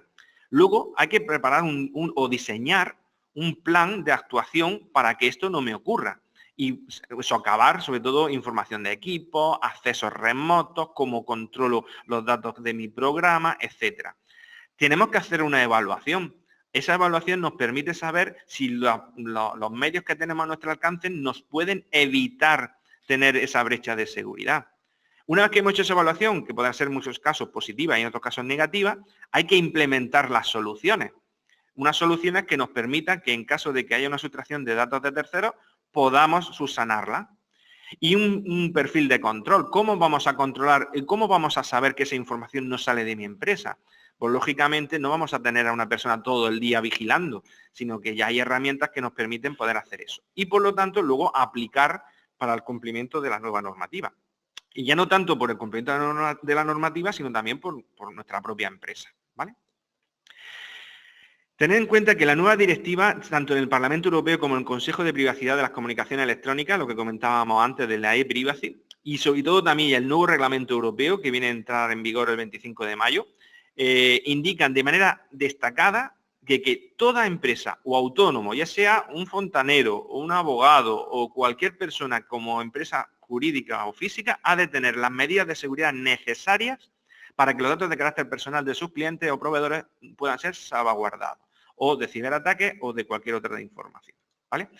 En el nuevo reglamento, en el artículo 33, que lo podéis consultar en la página web de la Agencia de Protección de Datos, es obligatorio notificar esa brecha de seguridad, como comentábamos anteriormente, en un plazo de 72 horas. Y a partir de ahí, si no se notifica, aunque nosotros no tengamos los medios, muchas veces pueden sacarnos información y no enterarnos, o hacerlo de una manera, digamos, desatendida. Es decir, nos están sacando información, yo no controlo, no tengo un programa que me indica que me están sacando información, pero la responsabilidad no exime de que esto esté ocurriendo, por lo tanto, vamos a tener que se va a aplicar en el ámbito de aplicación del reglamento unas sanciones correspondientes. Con lo cual, aquí hay un riesgo que realmente pues debemos de subsanar, ¿vale? También os anticipo que todo este tema de medidas podéis pensar que, bueno, que esto pues para las grandes empresas, pues estupendamente, pero para una empresa que tenga 3 puestos de trabajo, 2 puestos de trabajo, 5, 10 puestos de trabajo, podéis pensar que la inversión es muy importante o pueda ser muy importante y no es nada más lejos de la realidad. Lo que pasa es que hay que saber invertir en qué herramientas son las necesarias para poder controlarlo de manera automatizada y de ahí luego más adelante os explicaré un poquito cómo se pueda ejecutar. Obviamente, pues como comentaba la diapositiva, la condición sine qua non de la notificación de la Agencia de Protección de Datos radica en que la brecha de seguridad se vean envueltos caracteres de datos personal, si no, no tengo que notificar esa brecha de seguridad, pero sí, lógicamente, como empresa tengo que actuar ante una brecha de información, de acceso o de no control de los datos que hay en mi propia empresa, ¿vale? Y esta es la gran pregunta. ¿Sabemos si tenemos brechas de seguridad en nuestra empresa? Pues en la mayoría la pregunta a lo mejor se respondería por no lo sé. Es decir, ¿cómo lo puedo controlar? ¿Cómo sé yo si me sacan información o no me sacan información? Bueno, pues vamos a ir respondiendo dudas que os voy a ir comentando. Mirad, el malware. Vamos a ir a pequeñas definiciones muy rápidas para que sepáis un poco cómo funciona este tema de infecciones. Mira, todos sabemos lo que es un virus más o menos. Hoy en día se les conoce más, como comentaba antes, como malware, del malicious software, ¿vale? El software malicioso. Y sobre todo este tema se utiliza sobre todo para aglutinar, para englobar todo tipo de programas de código malicioso que están diseñados para infectar nuestros ordenadores y para que estén realizando acciones de manera trasera, sin que nosotros no hagamos o que sean evidentes, para el cual fue programado. Tened en cuenta que antiguamente, hace ya muchos años, los virus tenían un objetivo muy diferente al de ahora. Los virus querían hacerse evidentes. Es decir, antes teníamos un virus, me acuerdo yo del virus barrote, no sé si acordaréis algunos de la informática que tengáis alguna experiencia hace ya mucho tiempo, pues lo que hacía era que el sistema operativo se convertía en unos barrotes que impedía el sistema, ¿no? Pues era algo evidente. Yo tenía un virus, sabía que tenía un virus. Hoy en día esto no pasa. Los virus, el malware, intenta pasar totalmente desapercibido. No quiere que el usuario sepa que está infectado o que está controlado. Por lo tanto, tenemos que tener en cuenta, y estos son porcentajes muy evidentes que están sacados de estadísticas, más del 80% de los equipos informáticos de todo el mundo están infectados con algún tipo de malware, en mayor o menor medida, desde el famoso pop-up que nosotros muchas veces ejecutamos, de ventanas emergentes, cuando tenemos los navegadores son un foco importante de ataque de malware malicioso, las páginas web emergentes, toda esa información que nosotros clicamos y que parece que no tiene importancia, el hacer un clic tiene mucha importancia dentro del sistema de la seguridad de nuestra empresa. Y luego, sobre todo, la mayoría del malware que tenemos en los sistemas intentan pasar, como decíamos, totalmente desapercibidos. Quedan en una parte trasera que están siempre ejecutándose, ¿vale? Por ejemplo, os pongo un caso. Tuvimos el otro día en el departamento técnico un caso donde teníamos un keylog. Un keylog es un malware que se queda latente en el sistema y lo que hace simplemente es recopilar todo el tipeo, toda la mecanización del teclado que nosotros realizamos en el día. Bueno, pues esto es muy sencillo. Si nosotros tenemos ese malware instalado y vemos que en el tipeo hemos puesto www.bancosantander.com o lacaixa.es y estamos metiendo continuamente después una serie de números y de palabras, pues es muy fácil conseguir las claves de acceso al banco, por ejemplo. Pongo este dato, ¿no? Conseguir, sobre todo, conseguir información es el objetivo que tiene este malware, ¿vale? Cuentas bancarias, correos, claves de acceso, importantísimo, acceso a los datos, bases de datos que podamos conseguir de nuestros clientes, que muchas veces se replican para mandar publicidad que no ha sido autorizada, información de movimientos por internet, historiales de búsqueda, que también es bastante interesante, y ahora con todo el tema de movilidad, todo el tema de geoposicionamiento es brutal, es brutal. De hecho, las empresas en publicidad pagan muchísimos millones de euros por saber qué hacemos y dónde lo hacemos. Sabéis que cuando tenemos un móvil pueden saber o podemos aceptar, de hecho muchas veces cuando tenemos que descargar un software gratuito nos piden, ¿quiere que demos acceso al geoposicionamiento? ¿Quiere usted dar acceso a esta aplicación para tal? Eso que damos acceso y que estamos usando una herramienta gratuita, lo que estamos aceptando es que nos estén controlando el posicionamiento de nuestros datos y la posición que vamos a través del móvil para saber pues qué tiendas visitamos, dónde accedemos, cuál es nuestra ruta aproximadamente diaria, etcétera, etcétera. Muchas veces todo esto da un poco de miedo, pero pasa y no nos damos cuenta. Os voy a explicar muy rápidamente algunos tipos de malware que son muy conocidos y que a lo mejor algunos no conocéis y para que sepáis un poquito de lo que vamos a encontrar. El adware o el PAPS, ¿no? Esos malware que son tan molestos que cuando abrimos una ventana continuamente nos está saliendo ventana emergente, publicidad que no deseamos, que no sé cómo controlarla. Pues esto es un malware y se genera a través de los navegadores. El rootkit es un malware que sirve para esconder procesos de archivos que permiten, sobre todo al intruso, en este caso al hacker, acceder a nuestro sistema. Estas son herramientas que nos permiten también, que son complementarias para meter, por ejemplo, troyanos u otro tipo de malware, ¿vale? El spyware, que son aplicaciones que recopilan información de todas las personas y de todas las organizaciones. Y esa información nos pasa a través de nuestro router, nosotros no nos enteramos y pasa a información bastante privilegiada de programas de recopilación de información, etcétera, etcétera. Y esto se vende realmente a las empresas publicitarias, que es donde está el negocio de este tema.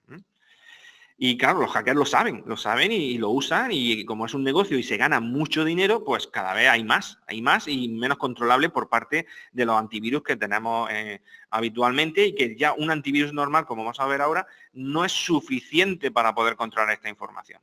Lo que os comentaba anteriormente, el keylogger, es un tipo de software o dispositivo de hardware específico donde se encarga de registrar las pulsaciones o el tipeado de ese teclado. Si veis en la imagen, ahí aparece en un programita tipo WordPad, ¿no? Donde aparecen toda la información que hemos tipeado durante todo el día, con lo cual esto es bastante sencillo de poder usar para poder sacar información, tarjetas de crédito, contraseña, etcétera, etcétera. Los dealers son programas que se instalan en los ordenadores y que tarifican adicionalmente sin que uno lo sepa. Esto en los equipos informáticos físicos cada vez pasa menos, pero sí pasa mucho en el tema de movilidad, porque los accesos al 4G y cuando venga el 5G, realmente hay ciertos números de marcación y ciertos números de acceso, el consumo de los datos en gigas, esto va a pasar y esto realmente es un negocio bastante prolífero de ganar bastantes millones de euros por parte de los hackers. El troyano es uno de los más conocidos y sobre todo son los más peligrosos porque son los famosos los ladrones que nos roban los datos bancarios y sobre todo la información de la privacidad. Realmente el troyano es como la vía o el mecanismo que hace que introduzca malware. Es como, digamos, es el tren que hace que de manera oculta se meta en nuestro sistema para poder meter otro tipo de malware para ejecutar programas totalmente maliciosos, ¿vale? Luego, aparte, realiza acciones, se oculta en la máquina, utiliza para espiar a la persona, se instala en todo tipo de sistemas, en los ejecutables, ejecutan otro tipo de programas, como comentaba, y esto la verdad es que es un riesgo muy, muy importante. El otro día tuvimos también una presentación de ciberseguridad y estuvieron con nosotros también ingenieros de Panda Security y estaban comentando que es muy complicado por parte de los fabricantes de antivirus poder controlar a día de hoy en tiempo real todo el malware que sale. Salen casi 150.000 malware diarios nuevos y el tiempo de reacción que tiene estos tipos de antivirus, ya sea Panda, McAfee, Norton, Exec, es decir, hay muchos fabricantes que no da tiempo a poder sacar una vacuna para proteger nuestro sistema de este tipo de malware. Con lo cual, tened en cuenta que tener solamente un antivirus no es una solución viable hoy en día, ¿vale? el famoso gusano, ¿no? Es similar a un virus, pero que a diferencia de este se forma para realizar infecciones realizando copias masivas de sus archivos. Intenta clonarse, ¿vale? Y ya por último, en este caso, pues vamos a acceder a lo que son los botnets, que son los creadores de las redes zombies, que lo que usan nuestros equipos son como réplicas para poder utilizar múltiples IPs de equipos informáticos para poder propagar una información maliciosa al mundo, a la red mundial, ¿vale? Tanto descarga de archivos, habréis escuchado sobre todo los famosos ataques. Y esto está muy relacionado con el tema de los falsos antivirus, ¿no? Muchas veces te sale una ventana en el mensaje de tu sistema y te dice, esta herramienta le ha detectado, no sé, 300 incidencias de aviso de malware que no detectado por su antivirus. Instálese, esto realmente es un fake, lo que se llama es una herramienta que no hace lo que dice y con lo cual se nos mete al final una instalación de un programa que lo que nos está abriendo son los puertos o nos está haciendo una infección masiva de todo nuestro sistema. ¿Vale? Esto es un típico, por ejemplo, ¿no? Que nos sale el antivirus Pro, que nos dice que tenemos pues tantas infecciones, nos ha detectado 24 virus y que se lo descarga gratuitamente. Este además es muy conocido, el Security Shell, que seguro que habrá pasado mucho, y dice, pues me lo voy a instalar a ver cómo me funciona, y al final lo que estás haciendo es meter todo el malware o abrir una puerta en tu sistema, ¿vale? Y luego pues entramos en el mayor riesgo que tenemos ahora mismo a nivel mundial, que es ransomware. Ransomware es como la palabra, digamos, para definir a un grupo de malware, porque es un grupo, es decir, no solo es uno, hay muchísimos tipos de ransomware, ¿vale? Que lo que hacen fundamentalmente es entrar en el sistema para conseguir un único objetivo, que es encriptar los datos. Y con esto hacer una extorsión para cobrar dinero. Básicamente ese es su objetivo, ¿vale? Uno de los más conocidos, bueno, pues sabéis que CryptLocker o CryptLocker es uno también de los más conocidos, pero uno de los que hemos conocido en el año pasado y que ha sido muy conocido ha sido WannaCry, que fue uno de los virus más nocivos que ha habido a nivel mundial por número de propagación de malware en equipos informáticos. Y sobre todo son muy potentes porque no son detectados bajo casi ningún sistema. Y ponemos el casi porque ya sí hay herramientas, hay muy pocas, pero que sí hay, que ya protegen con una detección muy potente para este tipo de malware, ¿vale? ¿Cómo entra o cómo se llama o cómo de alguna manera entra en nuestro ransomware? Pues normalmente los sistemas informáticos llegan a través de un archivo adjunto de un correo electrónico, puede llegar a través del navegador, también a través de páginas web, puede llegar a través de acceder a través del PC de la red, de un router hackeado que accede al tráfico de datos y que se comparten esos archivos y que están los famosos programas estos que se descargan pues música, películas, como aquí hemos puesto Mule, JDownloader, uTorrent, etcétera. Nosotros siempre decimos una cosa y es que nadie da nada gratis. Si tú te estás descargando información de alguna página y es gratuita, es a cambio de algo, porque si no, muchas veces todas estas redes descargan incluso de software, ¿no? Que son que tienen sus cracks, ¿no? Para poder funcionar de manera que no pases lógicamente por el pago del programa, pues todo esto tiene una consecuencia y es que mete malware, ¿vale? Básicamente. Los pendrive y los discos duros también es muy importante, es un foco de infección de brechas de seguridad y que introducen muchas veces las empresas. Muchas veces ese pendrive o ese disco duro que nos trae un cliente con los datos de la contabilidad o de un comercial que está en la calle que ha conectado ese pendrive en cientos de equipos que no sabemos qué sistemas tienen y qué malware llevan y directamente lo metemos en nuestro sistema sin pensar que esto es un riesgo gravísimo de seguridad y que tenemos que evitarlo, ¿vale? Esto es una ventana que veis aquí en azul y dice, all your important files are encrypted. Es decir, todos sus archivos importantes han sido encriptados. Esto es una ventana típica de un ransomware. Es decir, lo primero que te encuentras cuando se te encriptan los datos, te aparece este tipo de pantalla y lo siguiente es que te piden una extorsión y que tienes que pagar por PayPal o por tarjeta de crédito una cierta cantidad de dinero, que en este caso, en el ejemplo que hemos puesto, pues eran $550. Bueno, pues es poco, porque hay muchas veces que este tipo de virus solicitan mucho más, ¿no? Sobre todo, tener en cuenta que una vez dentro del equipo no suele activarse inmediatamente ransomware. Esto es muy importante. Siempre, normalmente queda latente. Y de hecho, este malware no se mete como un virus. De hecho, el antivirus es que ni lo huele, es decir, no detecta esa información porque se va metiendo por paquetes. Se va paquetizando y se activa cuando el bot o el robot de de este tipo de malware hace ya un proceso que lo que intenta, y el objetivo fundamental, es meterse también en la copia de seguridad. Es decir, nosotros tenemos muchos casos de encriptación de base de datos que cuando hemos ido a echar mano de la copia de seguridad que no estaba protegida, nos encontramos que también está encriptada y está bloqueada, con lo cual es pues un desastre, porque no puede recuperar la empresa, y si no puede recuperar los datos digitales, pues imaginaros lo que esto puede suponer. ¿Qué archivos son los que son más sensibles o los que buscan este ransomware? Pues son los más usados, básicamente, que son los archivos de bases de datos, PDFs, el MP4 como archivo comprimido de audiovisual, el JPG de imagen, el XLS y el doc de los paquetes de Office, de Excel y Word, o todo tipo de base de datos como el SQL Server, MySQL Server, etcétera, etcétera. Es decir, todo lo que huela a un uso de datos puede estar encriptado. Y la pregunta puede ser, bueno, ¿y una foto que me mande un cliente en un JPG o un DNI, ¿no? Me manda un DNI en un JPG, ¿esto puede estar infectado? Pues sí. Sí puede estar infectado, porque los metadatos que tiene ese archivo nosotros no lo controlamos y esto tiene que estar filtrado, ¿vale? Y sobre todo también otro tema importante es que está afectando, como decíamos antes, a las copias de seguridad.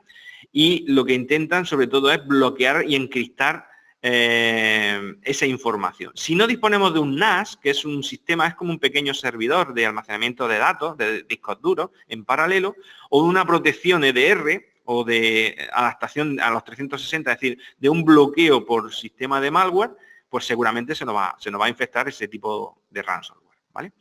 Mira, el 12 de mayo del año pasado, lo conoceréis todos porque fue mundialmente conocido, infectaron a más de 200.000 equipos en más de 200 países y ha sido por ahora el mayor ataque informático que conozcamos y que se haya dado público, porque otra cosa es que no se haya publicado, ¿vale? El software sobre todo realizó un secuestro express a escala global de esa información y todos los equipos cayeron. Uno de los principales parches que fue el tipo de ransomware fue WannaCry, solicitaba un pago en moneda de Bitcoin, una moneda que, como sabéis, es una moneda virtual, que ahora se conoce más que este último año ha sido muy conocida y se ha hablado mucho, y se pagaba por Bitcoin. De hecho, nosotros tuvimos casos de clientes que en ese momento no había expendedores de Bitcoin aquí en la zona sur y tuvieron que desplazarse a otras zonas para poder adquirir Bitcoin y poder al menos recuperar la información de su empresa, porque si no habían perdido todos los datos y esto pues muy grave. Mira, esto es una imagen real de nuestro servicio técnico donde esto es el típico mensaje que te sale cuando se te ha encriptado la base de datos. Mirad, el sistema este era un Windows Server 2003, que no estaba protegido, lógicamente, y aparece esta ventanita donde dice que han sido todos encriptados y veréis cómo los iconos están en blanco porque ya no puede acceder a nada. Te deja arrancar el sistema, pero todos los archivos están en blanco y no se ejecutan. Es decir, no puedes hacer nada con tu sistema. Con lo cual, intenta también acceder a la base de datos, a tu disco duro o a tu copia de seguridad y también está bloqueada. Con lo cual, esto es el mayor riesgo que tenemos todas las empresas y que hemos de cuidar, ¿vale? Aquí yo os propongo una serie de preguntas que es importante, sobre todo pues, a nivel de empresa, ¿no? ¿Qué pasaría si perdiéramos todos los datos de nuestra empresa, ¿no? Esto también es una pregunta que nos va a hacer un poco plantearnos el tema del nuevo planteamiento de la RGPD. Es decir, ¿tengo yo algún método o tengo algún procedimiento donde yo pueda recuperar los datos de mi empresa en caso de que haya este tipo de situación? Y sobre todo, ¿cuánto tiempo va a necesitar o vamos a necesitar en mi empresa para volver a trabajar normalmente? Porque ya no se trata de recuperar los datos, que ojalá vamos a la base de datos y tenemos una copia, vale, pues lo vamos a recuperar. Pero ¿vosotros sabéis cuánto tiempo se tardaría en recuperar un sistema a lo mejor de 10 equipos con un servidor? Hay que instalar Windows Server, hay que instalar el servidor, hay que instalar los programas, hay que instalar las bases de datos, hay que configurar los perfiles de usuario, hay que configurar un montón de cosas que al menos siendo muy rápido, tus 48-72 horas en parada total lo tienes. Y esto es dinero. Estar 3 días parado sin ningún tipo de acceso de soporte informático es bastante complicado. Y luego pues podemos ¿está preparada su empresa para poder resolver desastres informáticos graves? El robo de información de equipo. ¿Tenemos bloqueados los puertos USB? ¿Tenemos medios para subsanarlo? Ante un incendio, que Dios no quiera, ¿no? Es decir, se nos pierde toda la información, se nos quema la sede de nuestra empresa. ¿Yo puedo recuperar en tiempo razonable toda la información? porque el tema material pues lo paga el seguro, pero ¿cuánto tiempo voy a tardar yo en recuperar mi empresa? Y si hay una encriptación de archivo de por virus, ¿cuánto tiempo? ¿Un robo de base de datos, sustracción de información o un ataque externo? Estas son preguntas que debemos de hacernos porque cada vez más en el mundo digital que estamos tenemos este riesgo. Lo que pasa es que como no tenemos la sensación de que me va a pasar a mí, muchas veces dejamos cosas importantes como es el análisis de riesgo o lo que nos va a permitir, por ejemplo, la nueva adaptación, el tener un documento que nos permita saber ante esta situación mis trabajadores cómo tienen que actuar o cómo la empresa tiene que actuar. Y esto es muy, muy importante porque ahorramos mucho tiempo. Mirad, esto es, y ya terminando, esto es un esquema más o menos de cómo podríamos proteger nuestra empresa sobre todo este tipo de amenazas que nosotros nos estamos encontrando. Mirad, en el esquema veis que nosotros a nivel de amenazas de Internet externas, pues todo lo que está comentando anteriormente, tenemos troyanos, tenemos virus, gusanos, spyware, tenemos dealers, adwares, es decir, toda esta información está en Internet. ¿Qué es lo que pasa? Que en nuestro equipo informático está en nuestra empresa, debemos de tener una barrera, algo que nos permita filtrar que la información que viene de fuera es viable y es factible. Y no solamente que venga desde fuera, sino también desde que una vez que físicamente ponemos un pendrive o ponemos un disco duro, nos permita pues, controlarla. Lo ideal, aparte de tener un sistema de seguridad en el servidor, un antivirus bueno, ya no el antivirus que nosotros conocemos como el típico de la caja, ¿no? Que te compras un antivirus de McAfee o de Norton o de Panda, que vienen con 3 licencias y tú lo replicas, esto ya no nos vale porque ese tipo de antivirus solamente tienen una latencia de 24 horas, es decir, detectan unas ciertas firmas de malware que no son todas y que no todos los fabricantes detectan todos los malware y que cada 24 horas se van actualizando. Pero ¿qué pasa que en esas 24 horas hay otro malware y no lo detecta? Pues que ya se mete en el sistema. Con lo cual tenemos que tener la posibilidad de tener una herramienta que nos permita poder controlar de que mi empresa pues, está segura y que no pueda acceder a ese tipo de malware. Y en el peor de los casos de que todas estas barreras se salten, tenemos un sistema a través de red que nos permite bloquear los puertos de trabajo, las conexiones externas y tener una copia de seguridad a nuestro NAS de red, que esto es, la verdad, es una herramienta que os invitaría a que valoraseis, porque la inversión es muy pequeñita, es un poquito más de un disco duro, pero nos permite, en caso de caída total del sistema, ya no digo por virus, ya no digo por infección, simplemente imaginaros que vuestro servidor o el PC que hace de servidor se le rompe el disco duro.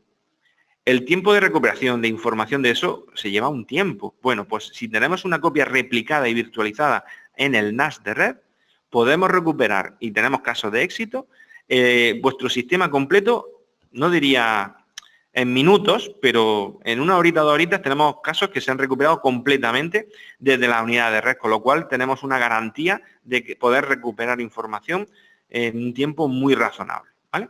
Y luego, por supuesto, externalizar la información. Tened en cuenta que también la ley obliga a que los datos estén fuera de vuestra empresa, para que en el caso, como hemos dicho antes, no sé si acordaréis, salieron unas noticias hace ya mucho tiempo, que por eso empezó en el tema de protección de datos, el caso del edificio el Windsor, ¿no? Que se quemó hace muchos años en Madrid, y muchas empresas tuvieron que cerrar porque todos los datos de la empresa estaban en ese edificio.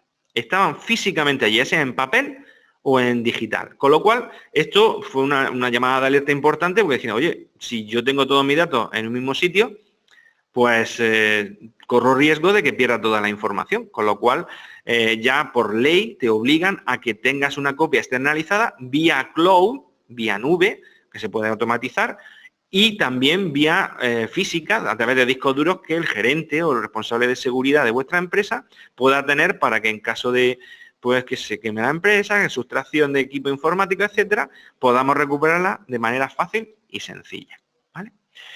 Bueno, como asistente, ya acabando por la presentación, por asistir, sabéis que nosotros como empresa especializada en servicios de seguridad informática tenemos mucha experiencia en este tema y colaboramos con INCIBE. Os queremos proponer, con toda la transparencia, una consultoría totalmente gratuita. Simplemente, si estáis interesados, nos mandáis un correo electrónico y lo que vamos a hacer es mandaros un informe para que vosotros podáis conocer el estado en que os encontráis, qué vulnerabilidades tenéis Y si os interesa, pues nada, simplemente nos lo decís y os hacemos esa consultoría. Muchas gracias por vuestra atención. En principio la presentación vamos a acabarla aquí y vamos a dedicar este tiempo para que si alguno tenéis alguna duda, consulta que queráis hacer tanto en RGPD como en seguridad, estamos a vuestra disposición y vamos a ir pudiendo resolver las dudas que tengáis. Podéis poner las consultas que queráis en el chat y vamos a ir respondiéndolas. Así que si queréis, podéis comentándonos cualquier duda que tengáis.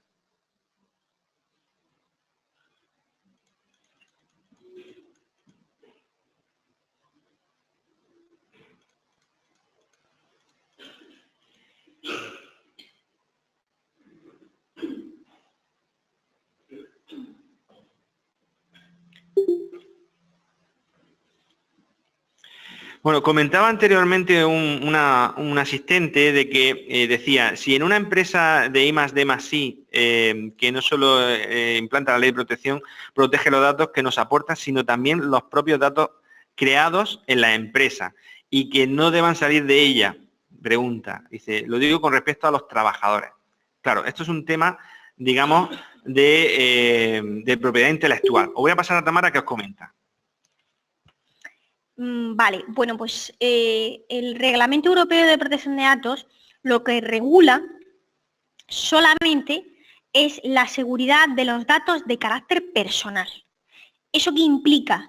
Que cualquier otro acceso que pueda tener un trabajador respecto, por ejemplo, a I+D, es decir, patentes, información de desarrollo de un proyecto, etcétera, si no lleva un dato de carácter personal, no va a estar reglado por el reglamento. Habrá otras leyes que garanticen esa propiedad intelectual, pero no el propio reglamento. El reglamento solamente se basa en garantizar la seguridad de datos de carácter personal.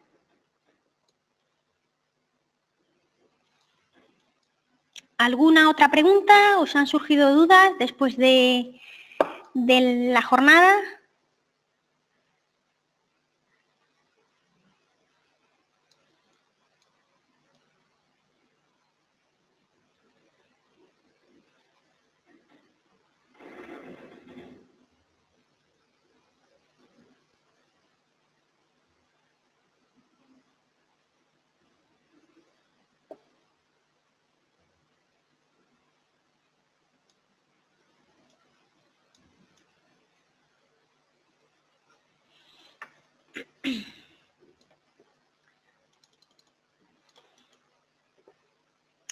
Vale, hay otra pregunta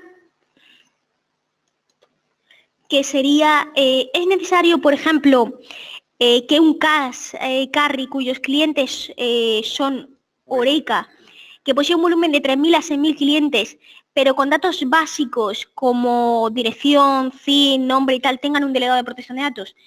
Bueno, yo a título personal me aventuraría a decir que no es necesario, pero lo mismo que he dicho a lo largo de mi presentación. Ante dudas de si necesito o no necesito un delegado de protección de datos, hacer lo que voy a hacer yo. Porque como esto todavía no está muy claro y aquí nadie se posiciona, es meteros en la página de la Agencia Española de Protección de Datos, que es el organismo que regula, Canal de Ciudadanos, y con vuestro certificado digital hacéis la consulta. Sí es verdad que son datos básicos, pero al hablarme de un volumen de 3.000 a 6.000 usuarios, pues ya no lo sé. Yo creo que no es necesario y me aventuro casi a garantizar que no sería necesario. Pero ante cualquier duda, lo mejor es hacer la consulta y ellos te responden por escrito. Sí, hay otra pregunta que comenta. Si tienes una caja ignífuga, ¿tienes que tener la copia fuera de la oficina? La respuesta es sí. Aunque tengas una caja ignífuga y tengas todos los datos y el disco duro almacenado en esa copia ignífuga, es obligatorio tener una copia externalizada y que garantice esa copia de seguridad. Imaginaros que aunque sea ignífuga, aparte de que se queme, pues bueno, no sé qué volumen tendrá, pero imagínate que te roban esa caja, ¿no? Aunque yo sé que son por volúmenes grandes, pero independientemente la ley obliga a tener una copia de los datos básicos. No quiere decir que tengamos una copia de todos los sistemas, sino que son los datos, bases de datos, que son datos, lógicamente, de un volumen mucho menor, Con lo cual, la respuesta a esa pregunta, sí, hay que tenerlo externalizada, ¿vale? Y otra pregunta dice, ¿qué diferencia hay entre los ficheros de antes y los tratamientos de ahora? Os paso a Tamara.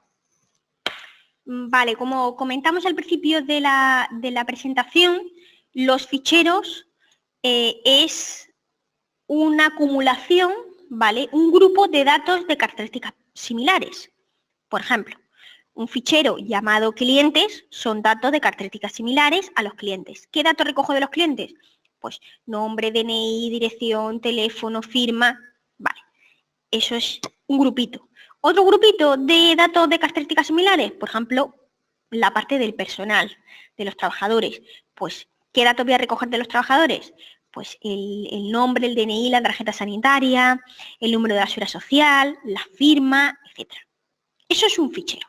Eso ya dejamos de hacerlo y entonces lo que vamos a hacer son tratamientos. ¿Qué tratamientos son? Actividades. Lo que vamos a dar de alta son todas las actividades que realiza la empresa. ¿Cómo puede ser una actividad? Pues en una asesoría, pues una actividad puede ser laboral, otra contable, otra fiscal, otra transferencia de vehículos, en un abogado, presentación de expedientes, asesoramiento jurídico. Planteando un organigrama básico en una empresa, se puede ver la estructura de cada una de las áreas y de cada una de las actividades que maneje esa empresa. Y esos son los tratamientos. Y eso es, respecto a cada una de esas actividades, de cada uno de esos tratamientos, tendremos que identificar los datos que se recopilan para cada una de ellas. Sí, hay otra pregunta que comentaba ahí, si se considera de alto riesgo la geolocalización de los trabajadores. Os paso a Tamara. No, es decir, alto riesgo. Vamos a ver, la geolocalización es una herramienta que se utiliza con un consentimiento previo por parte del trabajador, lo cual permite optimizar los recursos y los servicios que desarrolla una empresa. Es muy típico en las empresas del transporte. Los vehículos están geolocalizados, porque si tenemos que hacer un transporte de un producto desde Almería hasta Perpiñán, sabemos en todo momento, además hay una legislación de seguridad alimentaria que nos obliga a tener localizado en todo momento la ubicación exacta del vehículo. Lógicamente el vehículo está conducido por un conductor y ese conductor es un trabajador de la empresa. Entonces, necesitamos saber en todo momento la ubicación exacta de ese vehículo para, en caso de avería, de siniestro, poder, si además detectamos algún tipo de atasco, nosotros con anterioridad poder comunicárselo al trabajador, a ese chofer, para que varíe su ruta normal de destino. Por lo tanto, no se considera un dato de alto riesgo, es un dato medio, la geolocalización, pero siempre y cuando tengamos esa autorización, esa comunicación y autorización previa de nuestro trabajador, aceptándolo, siendo consciente de. Otro tema importante que tenéis que tener en cuenta, sobre todo en el tema de los datos informáticos, es que esta nueva reglamentación nos va a servir para poder tener un informe exacto de los equipos informáticos que tenemos y de cómo se acceden por parte de los trabajadores. En la reglamentación, para que sepáis, se va a tener que hacer un esquema en el cual se haga una especie de un historial de todos los equipos que se tiene instalado, quién tiene acceso, qué permisos se tienen, cómo se accede, a qué datos accede, si puede sacar información, etcétera, etcétera. Con lo cual, se tiene que hacer también unos informes para poder controlar los permisos y tener esa, digamos, responsabilidad de seguridad de los equipos informáticos. Pero ya sea una empresa con 2 ordenadores o con 50 para poder hacer esa gestión, ¿vale? Bueno, otro compañero nos comenta, Pilar, dice, ¿qué herramienta pone a disposición la AEP para analizar el riesgo? Paso con Tamara. Bueno, a día de hoy no hay ninguna herramienta. Hay una guía que está publicada en la Agencia Española de Protección de Datos, que podéis acceder, donde os indica, bueno, hay varias guías, ¿no? Es decir, una es la guía básica y resumida sobre el propio reglamento y luego ha sacado otra guía donde te da unas pautas básicas y generales, la verdad, bastante generales, de cómo se haría ese análisis de riesgos. Pero no hay una herramienta que te permita hacer ese análisis de riesgo, ¿vale? Eso es importante que quede claro. No existe una herramienta. La herramienta Facilita, que está colgada en la Agencia Española de Protección de Datos, es una herramienta que permite de guía para la elaboración de las cláusulas básicas, pero no para el análisis de riesgo. Para el análisis de riesgo hay una guía general. Y la herramienta de Facilita es una herramienta básica que permite tener una idea global del texto que tendríamos que poner en las cláusulas. Comentaros también un tema, supongo que todos tenéis página web o tenéis alguna herramienta online. Es importante que sepáis que en el tema del nuevo reglamento, el tema de los tratamientos de datos, si tenéis formularios de contacto, es decir, el proceso de adaptación no solamente va a repercutir en los procedimientos, ficheros, adaptaciones, etcétera, sino también vais a tener que actuar sobre las herramientas de publicación digital. Si tenéis foros, trabajáis con redes sociales, todo ese tipo de cosas vais a tener que tener cuidado para poder tener esas notificaciones, esa información de publicación y hacer pues una pequeña formación interna para poder tener los mecanismos y procedimientos de cómo se va a proceder con la información de carácter de terceros. Porque esto, lógicamente, tener en cuenta también otro tema que ha comentado antes Tamara y creo que ha pasado un poco desapercibido, y es muy importante que lo tengáis en cuenta.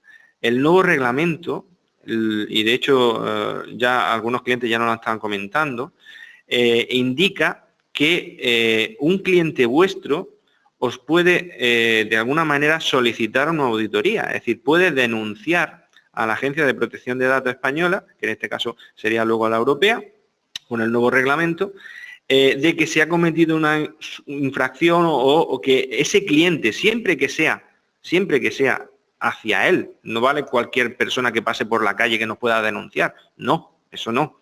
Simplemente un cliente que vea vulnerados sus datos puede poner una reclamación o una especie de en este caso de denuncia, que se hace de manera muy sencilla con un formulario, y os inspeccionan y auditan a nivel de protección de datos.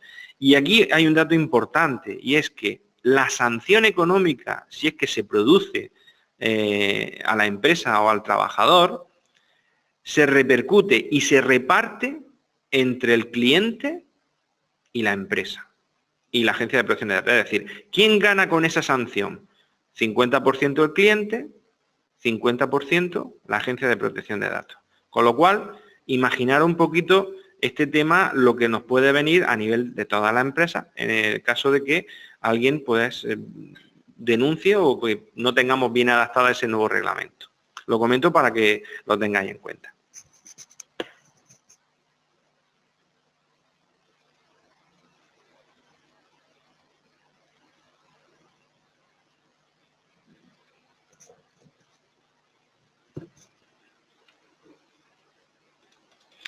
Bueno, ¿alguna consulta más, alguna pregunta más sobre el reglamento? De todas maneras, tenéis nuestros datos, nuestro contacto para que cualquier duda que tengáis podáis subsanarla. Bueno, nos comenta también otro asistente de que la consultoría gratuita en qué consiste y si lo revisamos absolutamente todo. Vale, mirad, en el tema de la consultoría gratuita lo que hacemos es que bajo vuestra autorización y permiso, uno de nuestros ingenieros se accede vía remota a vuestro sistema para poder ver y determinar primero un informe de los datos físicos que vuestra persona de informático o persona que lleve o que conozca vuestra empresa nos pueda facilitar, ¿no? Para poder analizar el número de equipos y programas que estéis usando. Y sobre todo nosotros también analizamos las brechas de seguridad en una primera capa, ¿vale? Es decir, porque hacerlo exhaustivamente podemos hacerlo, lo que pasa es que os vamos a pasar un informe sobre todo para detectar brechas.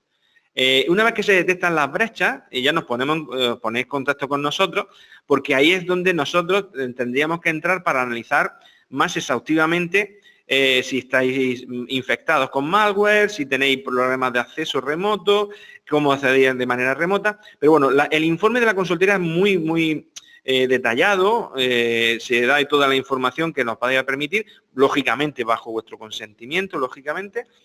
Y con ese informe, la verdad es que es muy útil para gerencia, para recursos humanos, para saber un poco el estado en que encontráis. De hecho, normalmente los informes los solemos acompañar con una especie de listado de características técnicas de los equipos informáticos que ya nos valdría un poco para la nueva adaptación que nos pide. Hay una nueva normativa que dice que tenéis que tener todos los equipos etiquetados con el nombre y el perfil de cada uno y luego tener un pequeño informe, y esto nos puede ayudar también a esa nueva adaptación. Yo la verdad es que sin compromiso ninguno y como consultoría, que la verdad es que es bastante interesante que la tengáis, es gratis, es un informe que vaya a tener a nivel de gerencia y creo que es positivo que conozcáis al menos si a nivel general tenéis brechas evidentes de seguridad.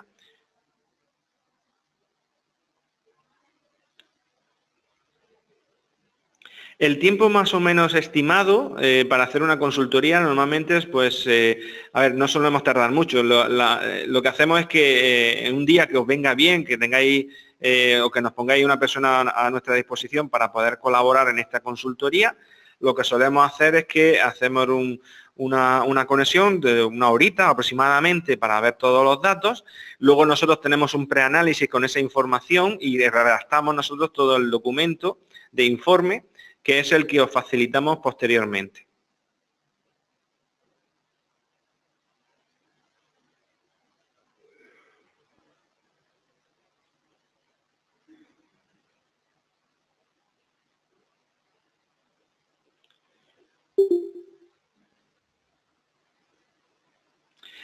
Una pregunta también importante e interesante es saber si, pensar si la actual ley de protección de datos la tenéis actualizada. Es importante saberlo porque en muchos casos pues nos estamos encontrando en muchas empresas que piensan que la ley LOPD pues la tienen bien, están actualizadas y lo estamos encontrando de que nada más lejos de la realidad. Simplemente tienen lo escrito los ficheros que se hicieron en su día, hace mucho tiempo, nos encontramos con un fichero de seguridad que está totalmente desactualizado y lógicamente pues eso tenerlo en cuenta porque no es por nada, pero el 25 de mayo la verdad es que no queda mucho y hay bastantes cositas que hacer para la implantación. Pues si no hay más preguntas, no sé si alguien quiere hacer alguna otra consulta.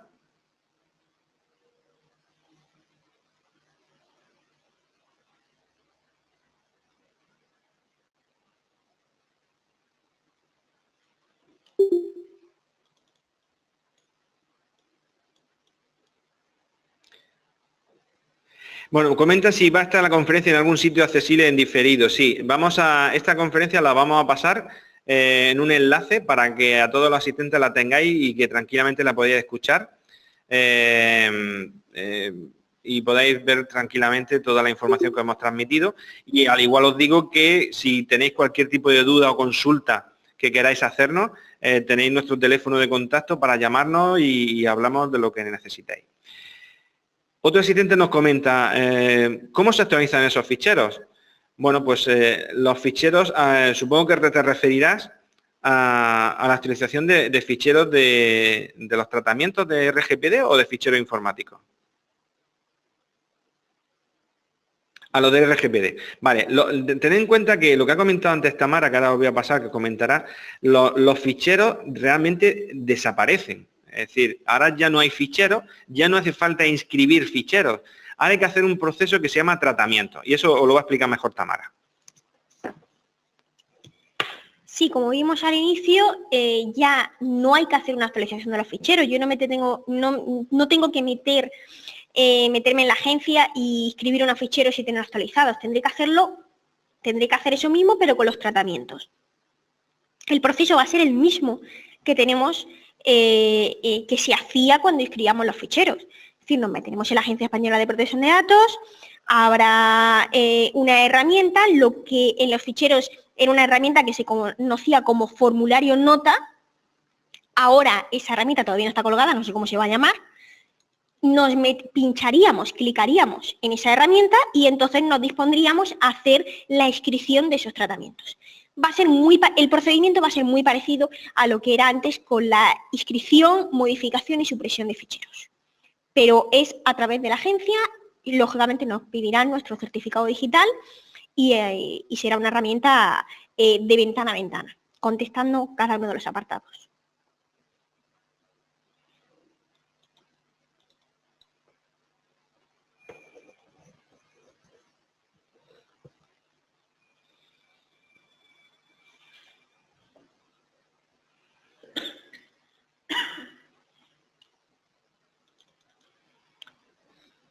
Pues nada, creo que vamos a dar por finalizada la sesión, agradeceros de nuevo vuestra asistencia y de nuevo repetiros que nos tenéis a vuestra disposición para cualquier duda o consulta que queráis hacernos. Podéis poner en contacto con nosotros y ya lo atendemos de manera más personalizada en vuestro caso y como empresa. Gracias a vosotros de verdad por vuestra asistencia y espero que haya sido de interés la charla. Y nada, cualquier consulta que queráis hacernos, de verdad, llamarnos y sin compromiso ninguno la vamos viendo. Gracias y buen fin de semana, que este fin de semana hay puente y que lo paséis muy bien.